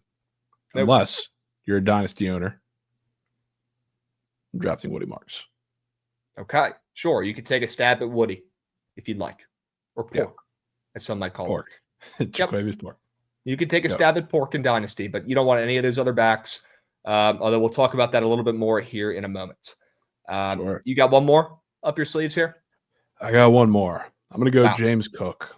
Whoa. Which, again, Whoa. I think this Bills offense, partially by force, is going to be throwing the ball and taking more chances down the field. And I don't think the game script will be in their favor, nor do I think they'll be as good overall. But James Cook, this one, I don't want to say almost seems too easy, but like the platter's all in front of you. He had 18 touchdowns last year. He only had just over 200 carries. And I'm going to name some names real quick, Krabs.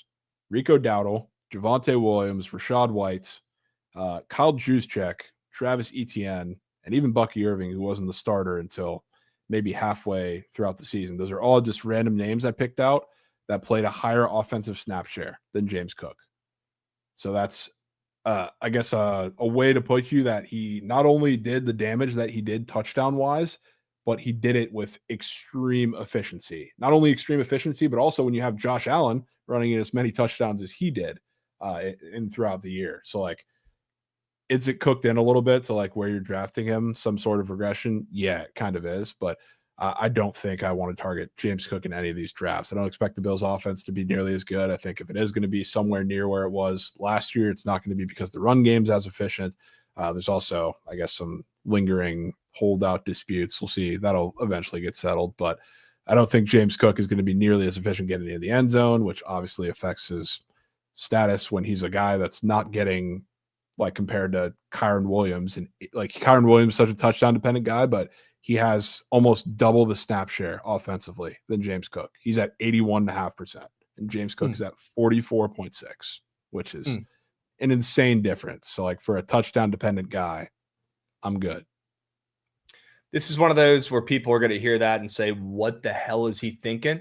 And then we're going to talk about it all season when he does not score in touchdowns, when he gets potentially hurt, if they're more of a pass-first offense, which I think you can expect a couple more shots down the field, like you were talking about earlier for the Bills. I love this. This is a home run pick from you in the bust category. People are going to think you're crazy until the end of the season, and he has less than 10 touchdowns, and he regresses immensely and isn't utilized as much in this offense. Just wait. Yeah. And, I'll say one of the more slept on things as far as, I guess, hits from our pod last year that we were talking about. I always like to at least stay away, but like sometimes I'll completely fade, like the guys who are up there and rushing touchdowns, and I don't think they're going to repeat it. And James Cook was tied for the lead with Derrick Henry and Jahmyr Gibbs last year. You know who was tied for the lead 2 years ago? We were talking about fading him last year. He was in my bust category, I'm pretty sure. Raheem Mostert. Oh. Wow. Yep. He led the league in rushing touchdowns. And he fell off the earth last year. With 18. He fell off. Yeah. Which injuries were a part of it, I think. He played a lot of these games hurt, and they brought an A-chain, but he still ended up playing like 13 games, and he had 2 touchdowns. Yep. So that was sneakily probably my best play or best fade from the pod last year, but that gets swept because it's not as sexy as the hits. But same thing here. He ain't Raheem Mostert, but I see a similar type regression coming. Not as drastic. Speaking of Dolphins, I got one more bust. People aren't going to like this one. Oh, boy. Devon A-Chain. Ooh. Devon A-Chain is going to be a bust in fantasy this year. Number one, he's already hurt. So it's, I guess, not the hottest of takes. But again, people are going to draft him. He's going to fall a round or two lower. And, people are going to reach for him still. And it's going to be a bad move because the guy's going to be hurt all season. Look, I thought this guy was banged up a lot last year. He actually played a lot of games last year. This is the year he's going to be hurt all year. Every other year in his career, he's missed games, even back in college at A&M. This guy is a injury machine. He has glass bones. He's tiny. He's fast. He's quick. He's electric. Don't get me wrong. If you could inject a superpower into any player in the league and make him unstoppable and unhurtable, you give it to this guy. He's probably the best running back in the NFL. If you could utilize him as a full RB1 and give him the whole backfield in that offense, he fits perfectly like a glove in McDaniel's offense, man. That's why when people were saying B-Rob was going to go to the Dolphins, I was like, what are they talking about? Yeah. He hates big RBs. He likes little tiny shifty RBs. That's the McDaniel's way. A-Chain is perfect for this offense. The problem is, I guarantee you he's hurt all year this season. I guarantee you. It's going to be Tua.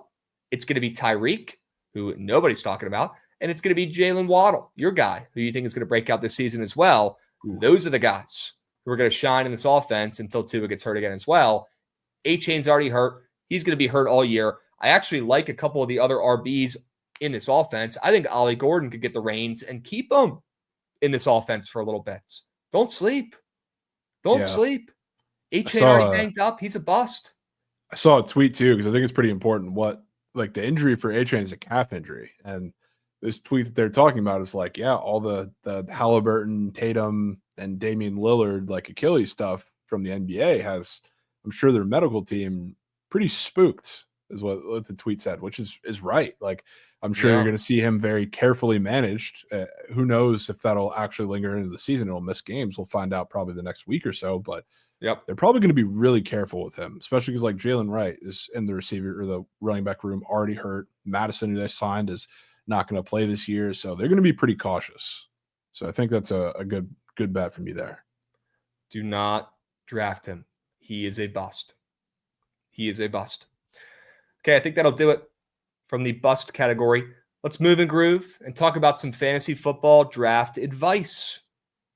I mentioned I was going to talk about the Joe Mixon, Nick Chubb situation here in a little bit. I got some advice for some people. This might not be the best example because I really don't like any of the running backs in that backfield, if I'm being completely honest with you. But this is some good advice. I'd rather draft a shittier player later in the draft who's going to be starting week 1 off the rip, aka in this example, Nick Chubb, than take the starter in the future who's already hurt earlier in the draft. Does that make sense? Yeah. I'd rather take a stab at a guy who's not as good, but he's going to be starting week 1. He has the reins early on because, in my opinion, there's a chance that guy keeps the job. There's way more scenarios in my brain where that guy ends up keeping the job, keeping the role, or the other better RB who's already hurt gets hurt again. Maybe he is hurt for longer than people expect. We know the NFL is the king of covering up injuries. Maybe the guy's hurt the whole year and they just don't want to talk about it yet, right? Maybe that guy's never the same. Again, unfortunately in football, this is a rough sport. That happens all the time. I'd rather have a guy who's worse that you can draft later in this scenario. I'd rather have Nick Chubb and draft him later than taking Joe Mixon earlier, even if Joe Mixon's falling down the board because he's already hurt, if that makes sense.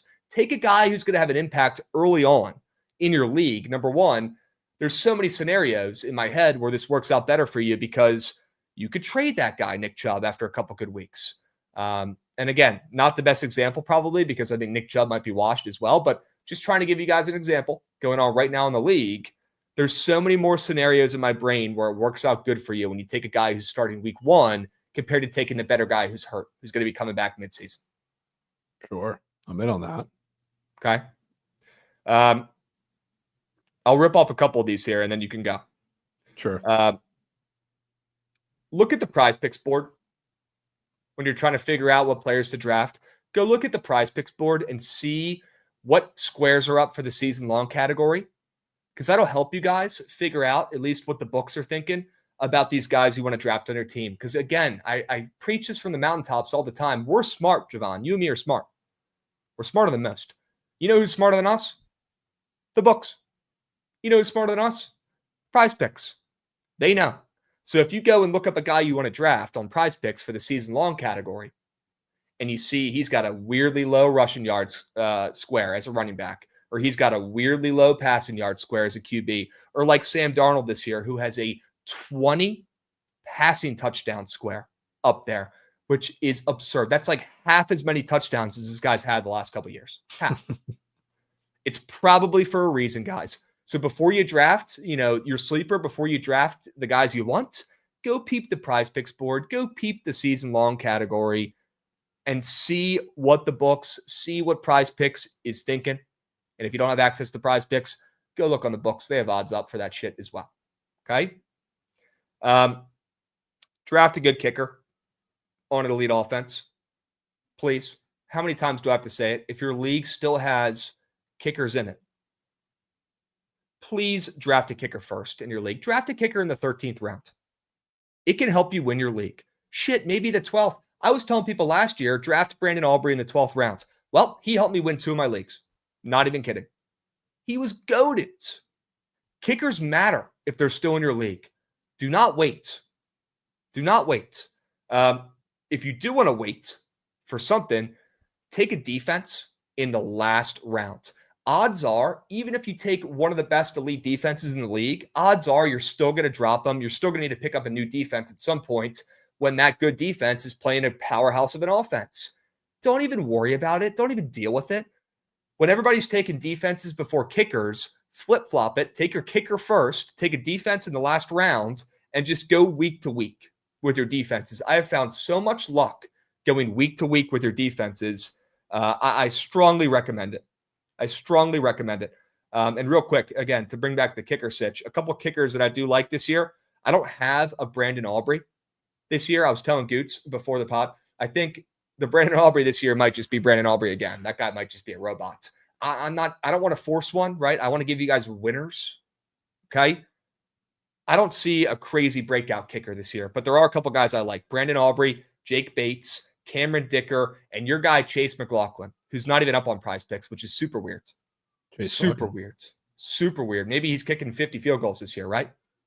Those are some guys I'd take early in the draft. And when I say early, I mean 12th or 13th round. Get the party started. Be that guy.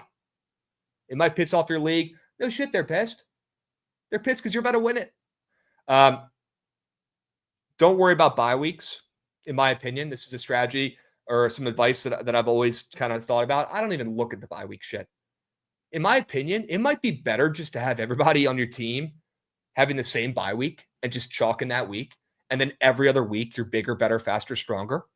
I've used this advice every year in my fantasy leagues. I never worry about the bye weeks. I could give 2 shits. If it's that much of a problem, if you have a must-win week down the line, make a trade. You can always make a trade and change your team up mid-season. People forget that during draft time. You can. Yeah. Don't worry about the bye week stuff. Just take the best available player. Except, right? I would say don't not draft somebody because they're on the same bye week, but also if there's one that you probably should look to make sure they have a different bye week, it's your quarterbacks. Okay. That's where I will say worry about the bye week. Okay. That could be a good stipulation there. Okay. I love having a quarterback. I love going in where I have, first of all, 2 very serviceable quarterbacks that I can interchange all season, but especially knowing that I don't have to pick up a quarterback and I feel fully confident if one of them goes down or I have to bench one during the bye week, of course. It's a good point. I got one more for you. One more piece of draft advice for you guys, and then we'll hear from Jovan here. Draft wide receiver ones on shit teams.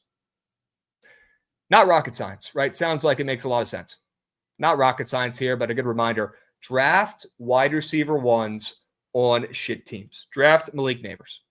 Although in better examples would be draft Calvin Ridley. We'll talk about more later on in this pod. Draft Jacoby Myers. Draft Jerry Jeudy. Draft guys who are on shit teams who are going to be losing and passing so much. It's more opportunities. It's more targets. It's more catches. It's more yards. It's more touchdowns. It's more fantasy points. It's not rocket science. Draft these wide receiver ones on shitty teams. Don't be afraid of shit offenses and shit teams. Honestly, in my opinion, it might be better they're on a shit team because they're going to be passing way more. Sure. Perfectly down with that. I would say you covered most of it. The couple that I would, I guess, add to it. I love drafting my teams with balance. And what I mean by that doesn't have to do with the bye weeks or anything, but I look at what I'm expecting from each guy volume-wise. Like, I'm perfectly fine taking guys that I think have a super high ceiling, and maybe they're not the biggest volume guys. Like, off the top of the head, like if you were drafting Jamison Williams the past couple of years, he's very clearly a boom or bust guy with a very high ceiling. That makes it much easier to stomach if you have him on the roster. If you also have a guy in, I guess, super extreme option, but like Jamar Chase, if you have Jamar Chase drafted on your roster and you know he's getting 7 catches per game, and you also have a wide receiver that you think has massive boom potential or massive ceiling potential, that's how I like to build out my wide receiver rooms. Obviously, if you can get a guy with multiple guys with like super high volume, nearly guaranteed on a week-to-week basis, that's fine. But obviously, you want to go in with a lot of higher ceiling guys. With that, you get some volume, especially when you dip into your flexes or your bench or anything. And that goes for not only the wide receivers, but maybe sometimes for running backs as well, if they're not in the greatest situations, but they have extreme touchdown upside, or at least going into last year, like B-Rob could have been one of those guys for the Commanders where you're going to have a big red zone role. But other than that, maybe you weren't thrilled about what he was going to do on a consistent basis for the run game. But if you have a guy in a Chase Brown right next to him that you know is going to get lots of volume, lots of PPR points, that helps to balance it out a little bit. So again, I'm not going to shy away from my guys drafting them if maybe it doesn't work out that way, but it makes your team makeup, I think, a lot better on a week-to-week basis because that raises your floor, I guess, a significant amount. So that's how I like drafting my teams. But I especially when targeting a guy, which maybe this is a pre-draft thing, I like to look at what I expect them to do in the offense. Like when you look at guys that are out of an offense, like we'll use this example with the Dolphins and Jalen Waddle, which we'll talk about probably more in a second. Like Devon Achane's hurt. Tyreek Hill is out of the offense, especially, or eventually he will be, and he just looks checked out. So God knows how long he's going to be there. They traded Jonnu Smith, and a lot of the reason why I like Jonnu Smith was because they were going to use him as an underneath option because they had nobody else to do it. So if I'm looking at a guy who was previously very boomer bust in Jalen Waddle, where are the underneath targets going to go? So like I look like that, or look at that in an offense and say, what volume is vacated? Like what specific volume? Not just do I think a guy can be good, but what am I expecting from him on a floor basis? So like Jalen Waddle, I think his floor is ridiculously higher this season, which is why I'm so in on him. So I like to see how those guys fluctuate, and that also helps, balance the team out with what I think guys' floor and ceiling are. So we'll talk about that. I guess we're talking about some targets in a little bit. Happy you finally brought up your guy Waddle. I was getting concerned there. No, I'm saving most of it for when we talk about targets. So we'll be making it'll be known. Okay. Good. All right. W draft strategies. If you guys aren't learning something, you're not listening right now. Okay, we're here to help. If you guys listen and take our words and implement them in your leagues, I promise it's going to help. Okay, this is not our first rodeo here. We have 4 combined championships just over the last season on this pod. That's more than most can say. Okay, happy to help you guys. Cannot wait to kill it together. And I'm pretty pissed that my buddies are probably listening to this and they're going to take all of our sleepers. Okay, let's move on to some fantasy football draft strategies. All right. And again, maybe me and Jovan have some disagreements here. There's 100 different ways to skin a cat, right? As long as you end up winning the league at the end, that's all that matters. And we both have some pretty good experience there. But I do want to go over some of these draft strategies. These are ones that I've used pretty much my whole fantasy football life, at least of late. And I've found some success with them. So wait to draft your QB until the later rounds. I know last year I was saying draft J85. And again, you could even maybe count that into this bucket where he wasn't one of the first QBs drafted. He kind of was a later guy. He just balled out. I'm a big, figure out your QB sitch week to week, figure out your QB sitch and take a couple guys later on than I am using one of those really prime spots where you could get a really good flex player or a really good wide receiver too, and you're taking a QB. There's so many QBs. You could even draft no QBs and pick week to week based on the waiver wire, and you could still probably figure it out, especially this season. Look, there's still a QB problem in the NFL. Not every team has a starting QB that's good, okay? But it's certainly better this year than it's been in years past. It is, okay? You got a lot of options in the Big 2-5. Don't necessarily reach for a Josh Allen, for a Mahomes, for a Lamar. If you really want them, great. But I'm telling you right now, you are missing out on a stud flex potential option, wide receiver, running back, maybe even a tight end. Although we'll talk about that here in a second. Just wait. You can snag 2 QBs back to back. Instead of going 1 QB early, God forbid he gets hurt. You take Lamar this year in the 2nd round, 3rd rounds, he gets hurt. You're fucked. Your team is screwed. If you draft 2 QBs late in the 12th or 13th rounds, like I'm going to talk about here in a second, one of those guys gets hurt, you still have another guy. One of those guys sucks, well, the other guy might be good. If not, you get the waiver wire. One of those QBs every year, one or two of those QBs from the waiver wire every month or so ends up being relevant. Okay, you just got to be smart about it. All right, much like the defenses I talked about earlier, where you do it week to week based on matchups. Same thing with QBs. You can run with that. So in my opinion, instead of drafting a stud QB, unless there's, a JD5 coming out of the woodworks, a guy you can still kind of buy low on who's going to be top 5, which this year I don't really know if there is one. Just get 2 QBs back to back in the 12th and 13th rounds. Get Tua. Get T-Law. Get Trevor Lawrence, excuse me. Get Matthew Stafford in the 12th and 13th rounds. Get some of those guys. And I promise one of the two is going to work out. If not, you got the waiver wire as well. And at least you're stacked at your other positions. I'm telling you guys, it works. Don't be scared. I know it's scary not having a good QB off the rip. It is. That's the exact spot you want to be in. I promise it works. I promise it works. This is also the deepest tight end room I've seen in my life since I have memories. This is probably the deepest tight end room I've seen in fantasy football.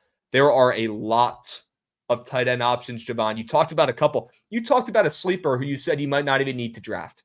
That goes to show you how many tight ends there are available in the Big 2-5. I'm looking at some of these rankings. Jovan, I'm seeing Zach Ertz, who was a feasible starter last year in fantasy football, a fringe starter. He's ranked at 19 this year.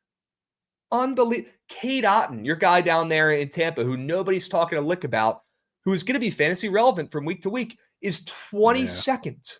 He sucks. 22nd overall. Well, he's in a great offense and he scores fantasy points. He might suck. I'll say it. Watch out for backup Devin Culp. Okay. Just don't say you've never heard the name if he comes up and gets some time once Cade gets benched or gets hurt. Just don't say you never heard it. Give me a break. All these rookies are in, the 28 to 40 range for tight ends. There are a lot of tight ends. You could get Dallas Goedert is ranked 12. Evan Ingram, after a great year last year, is ranked 11. Tyler Warren, the new rookie on the block, is ranked 10. If you're in a 10-person league, he's the last tight end to go and start in your draft. There are so many tight ends this year, guys. In my opinion, I think you wait. Just like with the QBs, you wait. Maybe you grab 2 in the later rounds. That way one of the 2 works out. You don't need to reach on a tight end. Instead, just stack wide receivers, stack shitty running backs. That way one of them works out. You don't need to force for a tight end this year in the Big 2-5. Okay? Jovan, if you were to reach for a tight end, though, because I know this might be one of those takes you don't love, who's the guy you would take this year? Who's your tight end 1? My tight end 1, funny about that, the last 2 years, the tight end 1 has actually been a rookie. So last year it was Brock Bowers, and the year before that, it was Sam Laporta.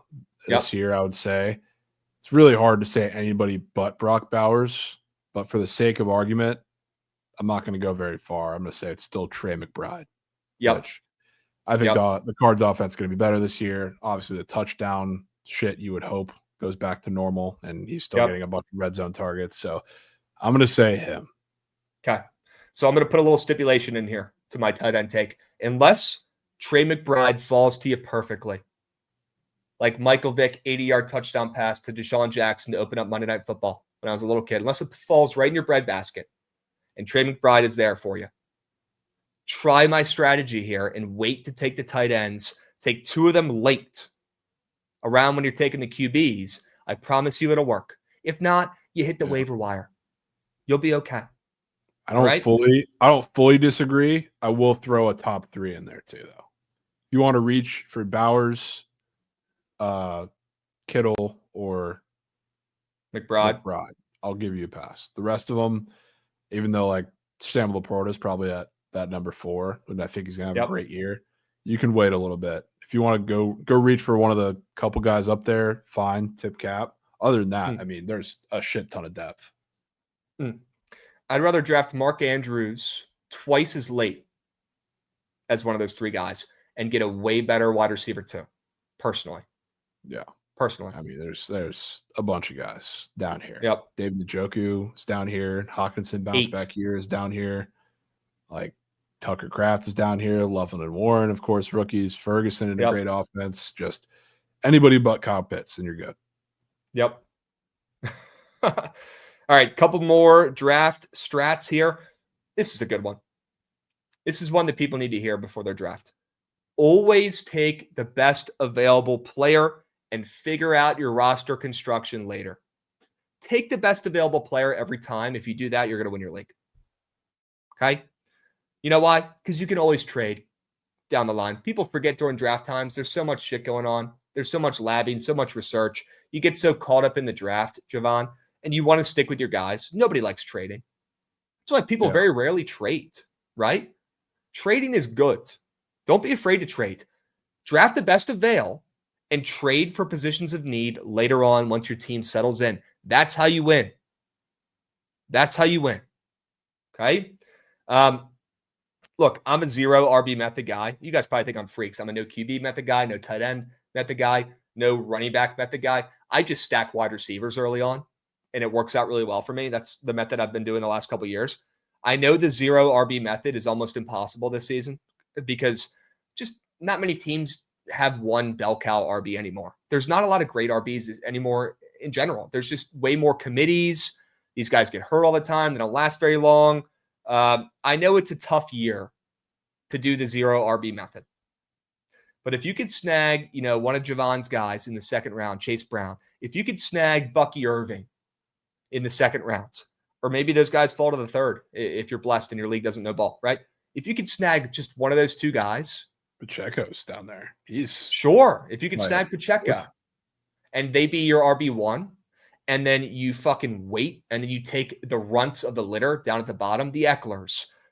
You take Jordan Mason, you take Charbonnet, like I was saying, maybe even a stab at a guy like Ollie Gordon, who might get more looks early on in the season. Like I was talking about, guys, that's important. Grabbing guys who are going to play early. Okay. Do it. Do it. I know it's scary.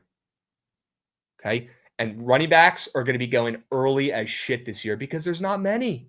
I'm telling you guys, though, relax. It's going to be okay. Stack your wide receivers. You can still do the zero RB method if you want.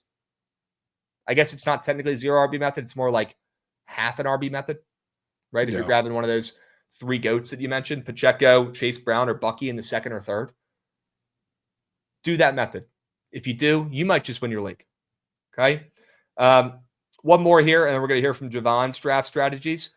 Don't worry about defense. I kind of already talked about this one earlier. Don't worry about your defense. Just pick them in the last round. You're going to end up dropping them anyways. Just roll with a matchup-based defensive strategy. Guys, if you're drafting the number one defense in fantasy this year, you're going to end up having to pick up a second defense and stash this number one defense on your bench. Don't have that waste a roster spot. You're going to have to cut somebody who might be useful later on down the line. God forbid the defense that's supposed to be good stinks this year. A lot could change. Draft a defense in your last round. Don't be a superhero. If you want to be a superhero, draft a kicker early. Don't draft a defense early. Okay, I had to reiterate that. Great way to be a superhero. Yeah. Jovan, give me some draft strats. What do you got? I'll say this, kind of a pre-draft strat, but I'm not usually a big mock draft guy, but as I've casually became a more draft your guys guy, it's helped a lot for me to know who's going to be there and what exactly I would have to do in terms of reaching to get all of the guys that I want. But I guess that flows into like what my actual thing is.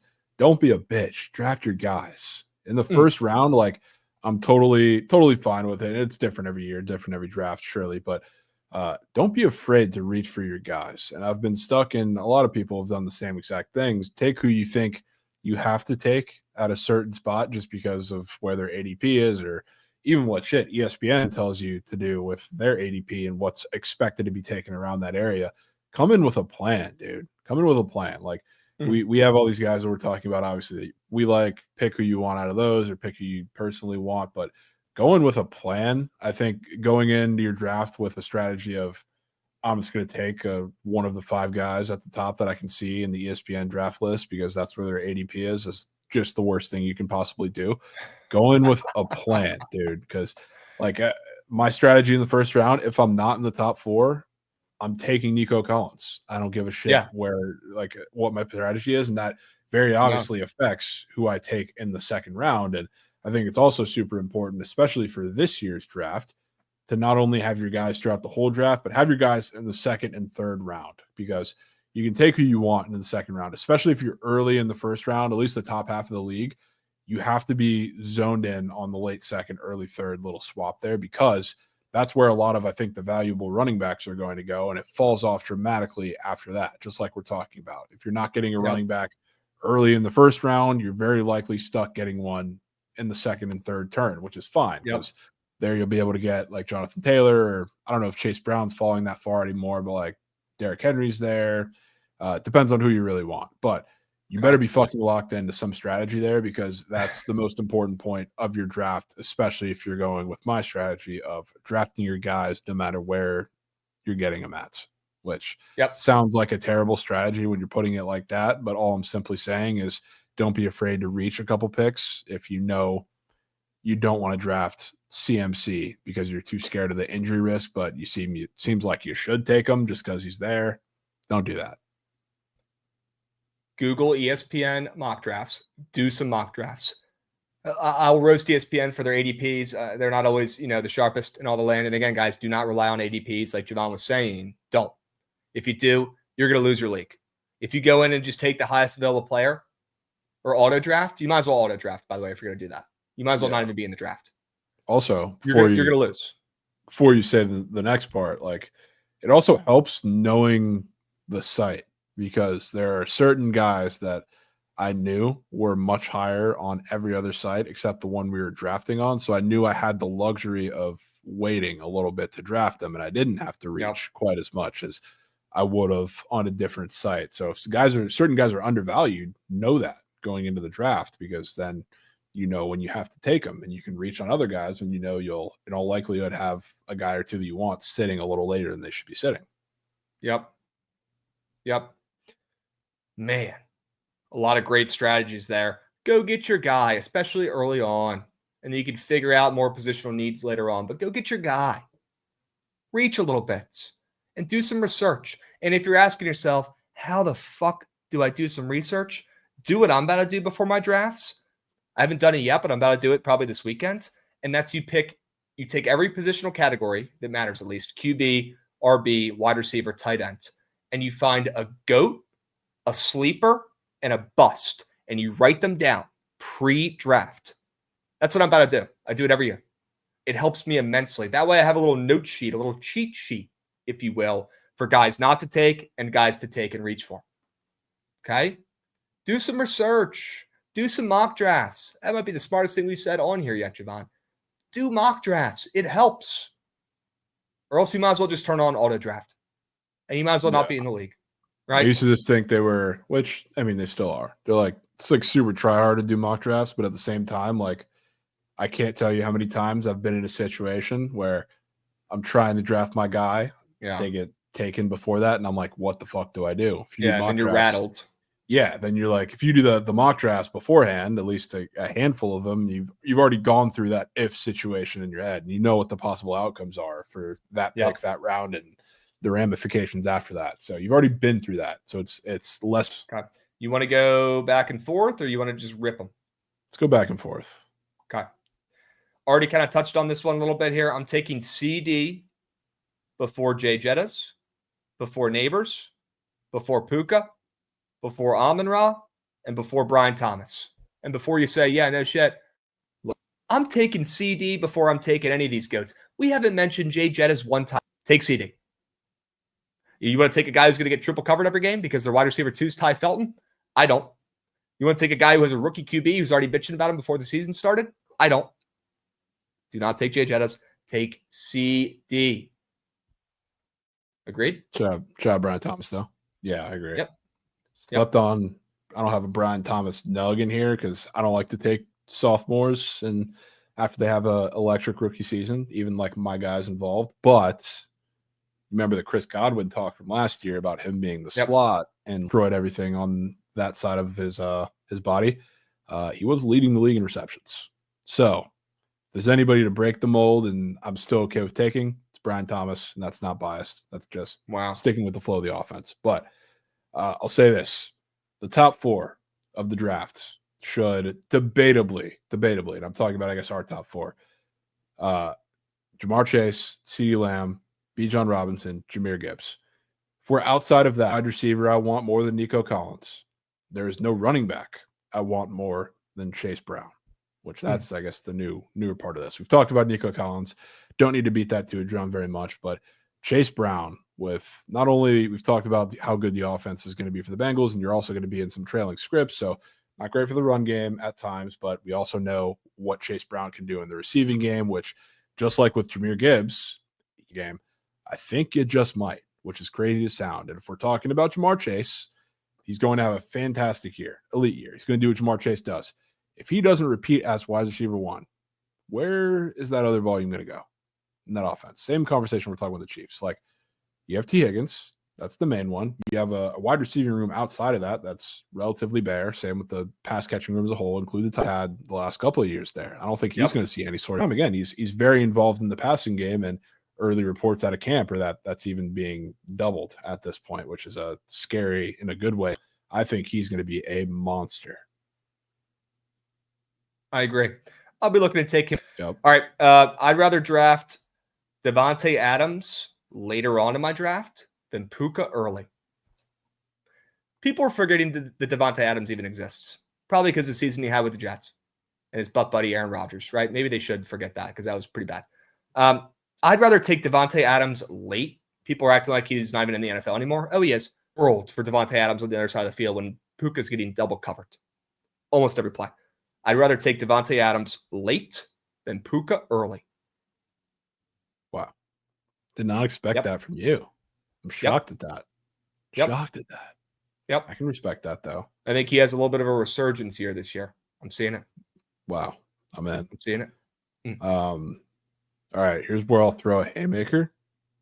If there is anything you take away from me from this pod that is not Nico Collins, it probably should be Jalen Waddle, which I would have had him in the sleepers category, but I'm not so sure. Like, people have caught on. He's not that unpopular now. I wouldn't say he's a crazy sleeper anymore, but we were talking about this, and we were talking about, like, looking at the draft strategies.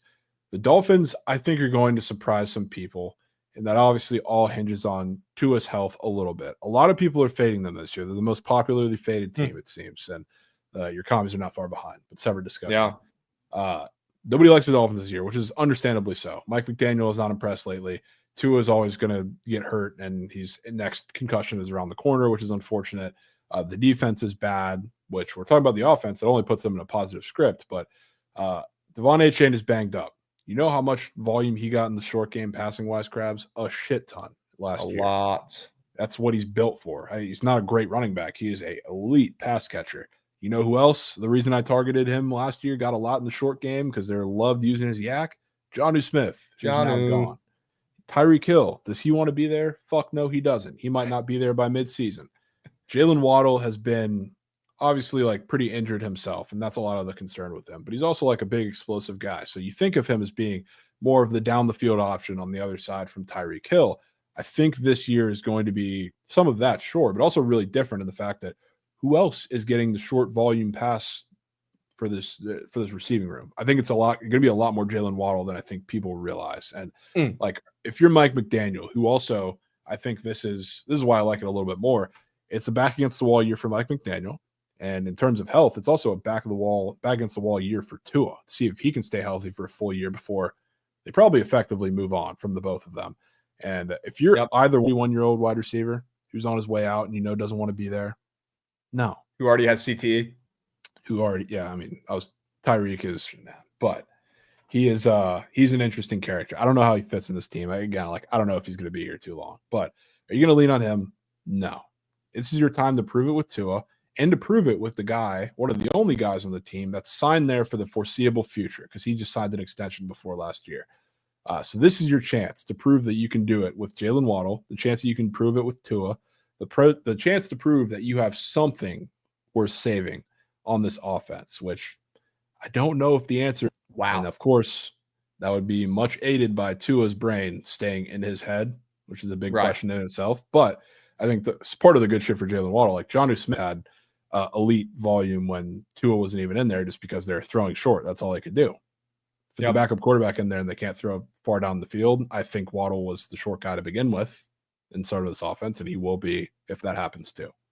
So Jalen Waddle is a lot for me. They got two guys already with CTE. Then they got Tua and they got Tyreek. Yeah, so you take the one guy who, I mean, he's not as battered. I'd love to talk more. Don't go anywhere. To all the listeners, to all the people on the YouTube, the people on Spotify, Apple Music, we appreciate you guys. We appreciate you guys. We still got to worry about how much I agree. I agree a lot. Okay, we'll leave it at that. And I'll tell you right now, I definitely will have Tua and Waddle stack in at least one of my leagues. Sure. Guaranteed. Guaranteed. Don't sleep on Alvin Kamara if he falls. Nobody's talking at all about Mr. Alvin Kamara. I like what I saw out of Mr. Alvin Kamara in the Big 2-4. I like what I see out of this guy every year. He plays a lot of games. He's typically not missing a full season. He never plays the full 17. He usually gets a veteran game off. But maybe he's always playing through some injuries. But even last year when he was banged up a lot, he still played 14 games, still had damn near 1,000 yards, still had 6 touchdowns on debatably one of the worst teams in the NFL. Well, that's not changing much this season. They might be a little bit better than people expect, but look who's playing QB for them. Holy smokes, who's it going to be? Spencer Rattler, Tyler Shaw? Either way, that's just not good. Don't sleep on Kamara, who's going to be a factor in the receiving game still at his old age. He's still an absolute weapon in the receiving game, and he's still averaging over 4 yards per carry at this age of 30 years old. I think Kamara's got one more year left in him, and he is getting disrespected too much. In a lot of these rankings, he's below guys like James Conner. He's below guys like Chuba Hubbard. He's below guys like Breece Hall. I called Chuba Hubbard coming out of the woodworks last year. I did. It's the only person on earth out of the 8 billion who said draft Chuba Hubbard. Now I'm telling you to draft Alvin Kamara before Chuba Hubbard. He can help you win your league this year. Him at 19, 20, depends on what site you're looking at, overall ranked RB is ridiculous. Ridiculous. Might not be a stand-up guy, but he can help you go out there and win your fantasy league this year. I'd rather take him over Kenneth Walker at 15, Omarion Hampton at 14. I'd rather take Alvin Kamara than those guys. Don't sleep on him if he falls. Wow. Go. Wow. I could be in on that. Not a peep about Kamara. What else you got? People know they're going to be bad, but I'm with you. Yep. I'll rapid fire through some of mine if you want that. We've already talked about Dak Prescott. I'm in on that. Positive game script, high-flying offense. Oh, yeah. Another quarterback we haven't quite talked about, but I know you mentioned him a little bit. Trevor Lawrence, which the obsession with the Liam Cohen offense, it worked so well in Tampa, transforming a quarterback with some similar issues to Trevor Lawrence was it was Liam Cohen and Baker, and it worked pretty well. And now I think the whole issue with the Jags last year and really like with him throughout his whole career, they don't really have an underneath option for Trevor Lawrence. Like he's not able to process very fast. The dump offs aren't quite there when you need them. So everything's down the field. And Brian Thomas was a star in that last year. But now that you have a more layered offense with a better run scheme, I'm very, very in on Trevor Lawrence having a career year. This is his last stand as well, it probably seems. So now you do it. So you get all the chance in the world. And then finally wrap it up with 2 more guys, Ricky Pearsall, Yak Harlow, going to have an electric year in a very depleted wide receiver room out there. We're in on the Brock Purdy bounce back in that offense. He's going to be goated. Then now that Daniel Jones is in the fold, I think Jonathan Taylor has become a lot more appealing to me because, like I said, that offense that they're trying to run that was similar to one they ran in New York with Daniel Jones is run the ball a shit ton and don't throw the ball very far. So, like, now that you have that workhorse level back there, Jonathan Taylor's volume is going to be through the roof, I think, when Daniel Jones is in there at quarterback, both in the run game and the dump off game. So, like, I think with Daniel Jones, I'm a lot more in on Jonathan Taylor, and I was already in on Tyler Warren, but I think this increases value a little bit more. So, like, everything that happens in the short game for the Colts, I think the price probably should have gone up. So Jonathan Taylor, I wasn't in on with AR quite as much because he takes away some of his rushing, but with Daniel Jones, I'm in. Yep. Not a peep about Mr. Jonathan Taylor. Obviously, he's a little bit better, a little bit younger than Alvin Kamara, but same type of situation here. Not a peep on a shit team. Yeah. Nobody wants to take a running back on a shit team. Well, when you're as talented as Jonathan Taylor, you might have to. Love that take out of you. And yeah, for some reason, Daniel Jones has always found success in production from his RBs out there with him. Maybe it helped because he had Saquon for a little while, but Even when Definitely did. Saquon went down, the Giants still found a way to run the ball. So I'm in. Great takes. And Ricky Pearsall, beast. Goat. He's going to be the one that got away from me. I traded him away in my dynasty league when I tried to make a playoff run last year, and I did make the playoffs. But Dude, I'm asking myself now, was it worth it? Yep. That might be as bad as the Jalen Lane trade.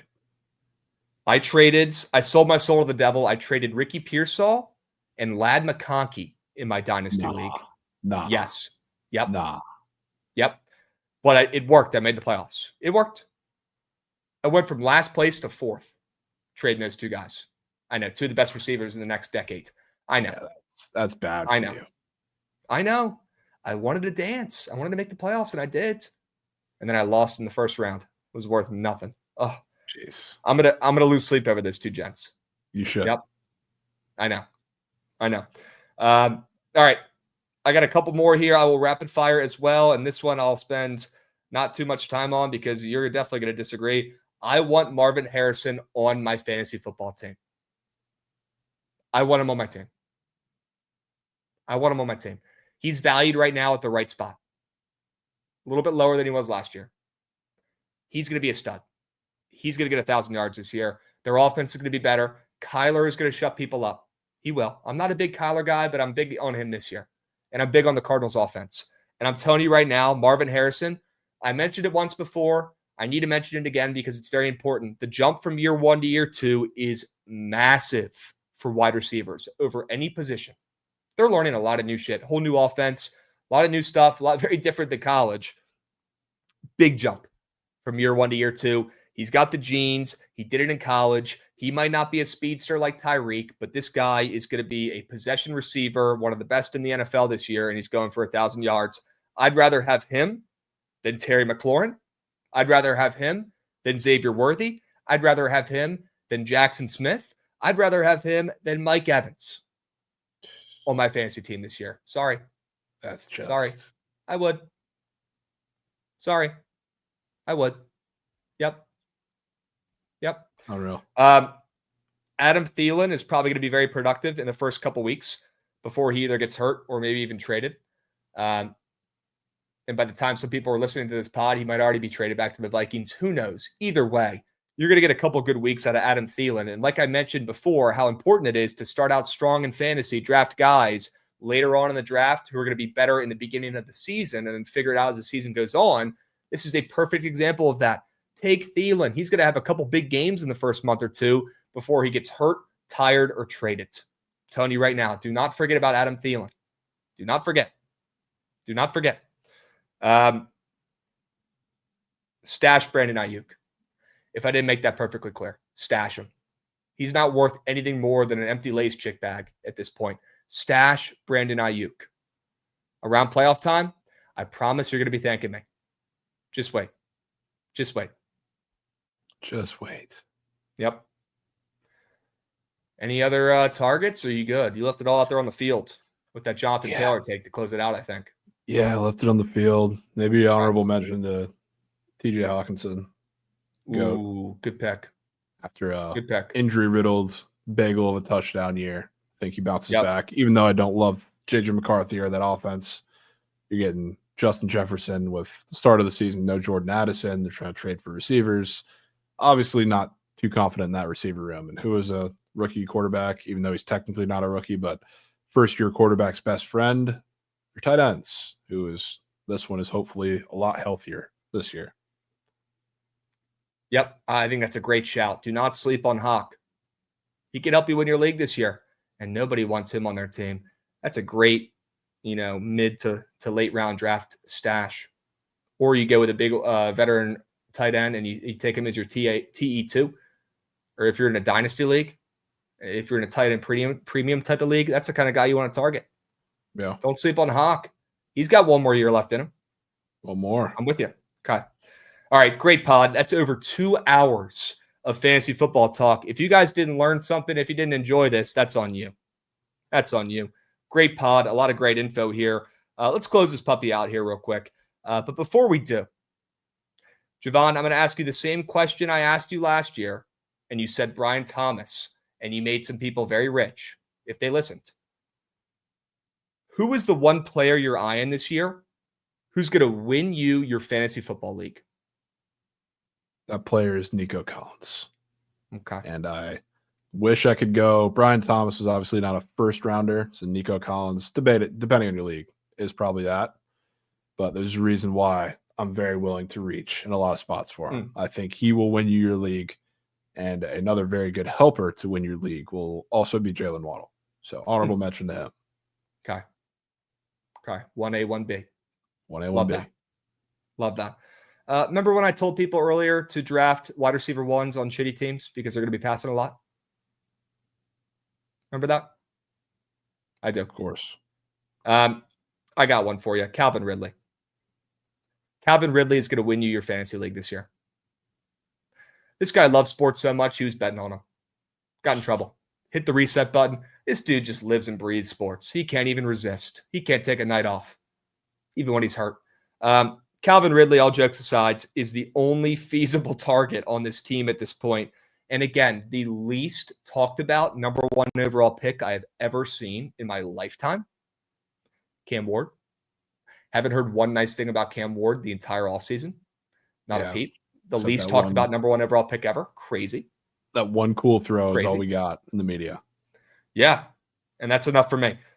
Cam Ward is going to find our guy Calvin Ridley here early and often this season. Number 1, they're going to be losing a lot of games. Number 2, I kind of like Cam Ward. I'm not saying he's going to be the next Tom Brady, but I think he'll be better than people think because the floor is very low for people's expectations there. Number 3, look at the other wide receivers on this team, and respectfully, I don't want to just roast people, but I mean, come on. Tyler Lockett, who didn't have sex until he was 32, and now he's like 40. You're going to trust that guy to make some plays? You're going to trust that guy to be a wide receiver 2? I'm not. Van Jefferson, wide receiver 3. I mean, what are we doing?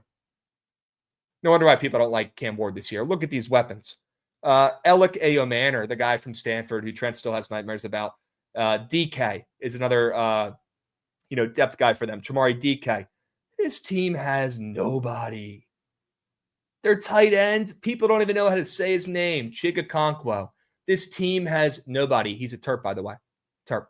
This team has no one to throw the ball to except for Calvin Ridley. Calvin Ridley is going to have a couple 120, 130 plus yard games this season. Sure, he might have a couple games where he drops a goose egg, maybe 1 or 2 when he gets triple teamed by an elite defense, but he's going to have way more games where he's putting up over 100 yards when the team is already down 14-0 at the end of the first quarter because their roster sucks. And he's going to get fed. And he's going to go out there and prove that he is an elite wide receiver 1 in this league. Draft him. Calvin Ridley will help you win your fantasy league this year. It certainly won't be Tyler Lockett helping you win your league. It certainly won't be Van Jefferson helping you win your league. And it's not going to be the rookies. It's not going to be the depth pieces. I've never seen a team get their rookie star number 1 overall pick less help. Well, that's going to benefit us here when we take Calvin Ridley. Would be massive. Yep. Massive. Apologies to Lockett. And if there is a Mrs. Lockett at this point, I apologize as well. Crazy strays. Insane strays. I know. He's a hard worker as well. He's a Krabs guy. Actually, he's not after finding out that he was a virgin until he was 31. That might not be true, though. It's a Krabs guy deal breaker. That might be a deal breaker. Yep. On that note, let's go ahead and wrap this up. I hope you guys enjoyed this fantasy football pod. Your sleeper, even if it's somebody we already mentioned, that's okay. We can share. All right. Drop your sleeper in the YouTube chat. I want to see who's dialed in and who's not. Okay. Follow us on YouTube at Bookit Sports, at Twitch at Bookit Sports. We're live every single day during the week, Monday through Friday, 12:30 p.m. Eastern. We're live every day going over winners, prize picks lineups, talking sports, talking bets every single day on Twitch and YouTube at Bookit Sports. Check us out. Stay a while. I promise we'll make you some coins. All right. Make sure you guys are following us here at the Bookit Sports Podcast Network on Spotify or wherever you get your podcasts, Apple Music, or on YouTube. Make sure you're subscribed up. Jovan, let's absolutely kill it this year, my man. Football is right around the corner. I am so bricked up. I'm so hype. Let's just make sure we get Terry McLaurin signed here at some point so he can be a factor in fantasy this year. We'll see. Yeah, we'll see. And Bucks to the Super Bowl, huh? Yeah, size the rings. We're firing those cannons. Unbelievable. Fuck those cannons, man. All right. Appreciate you guys listening. Stay tuned for some more content and some more pods. We'll be seeing. We'll be.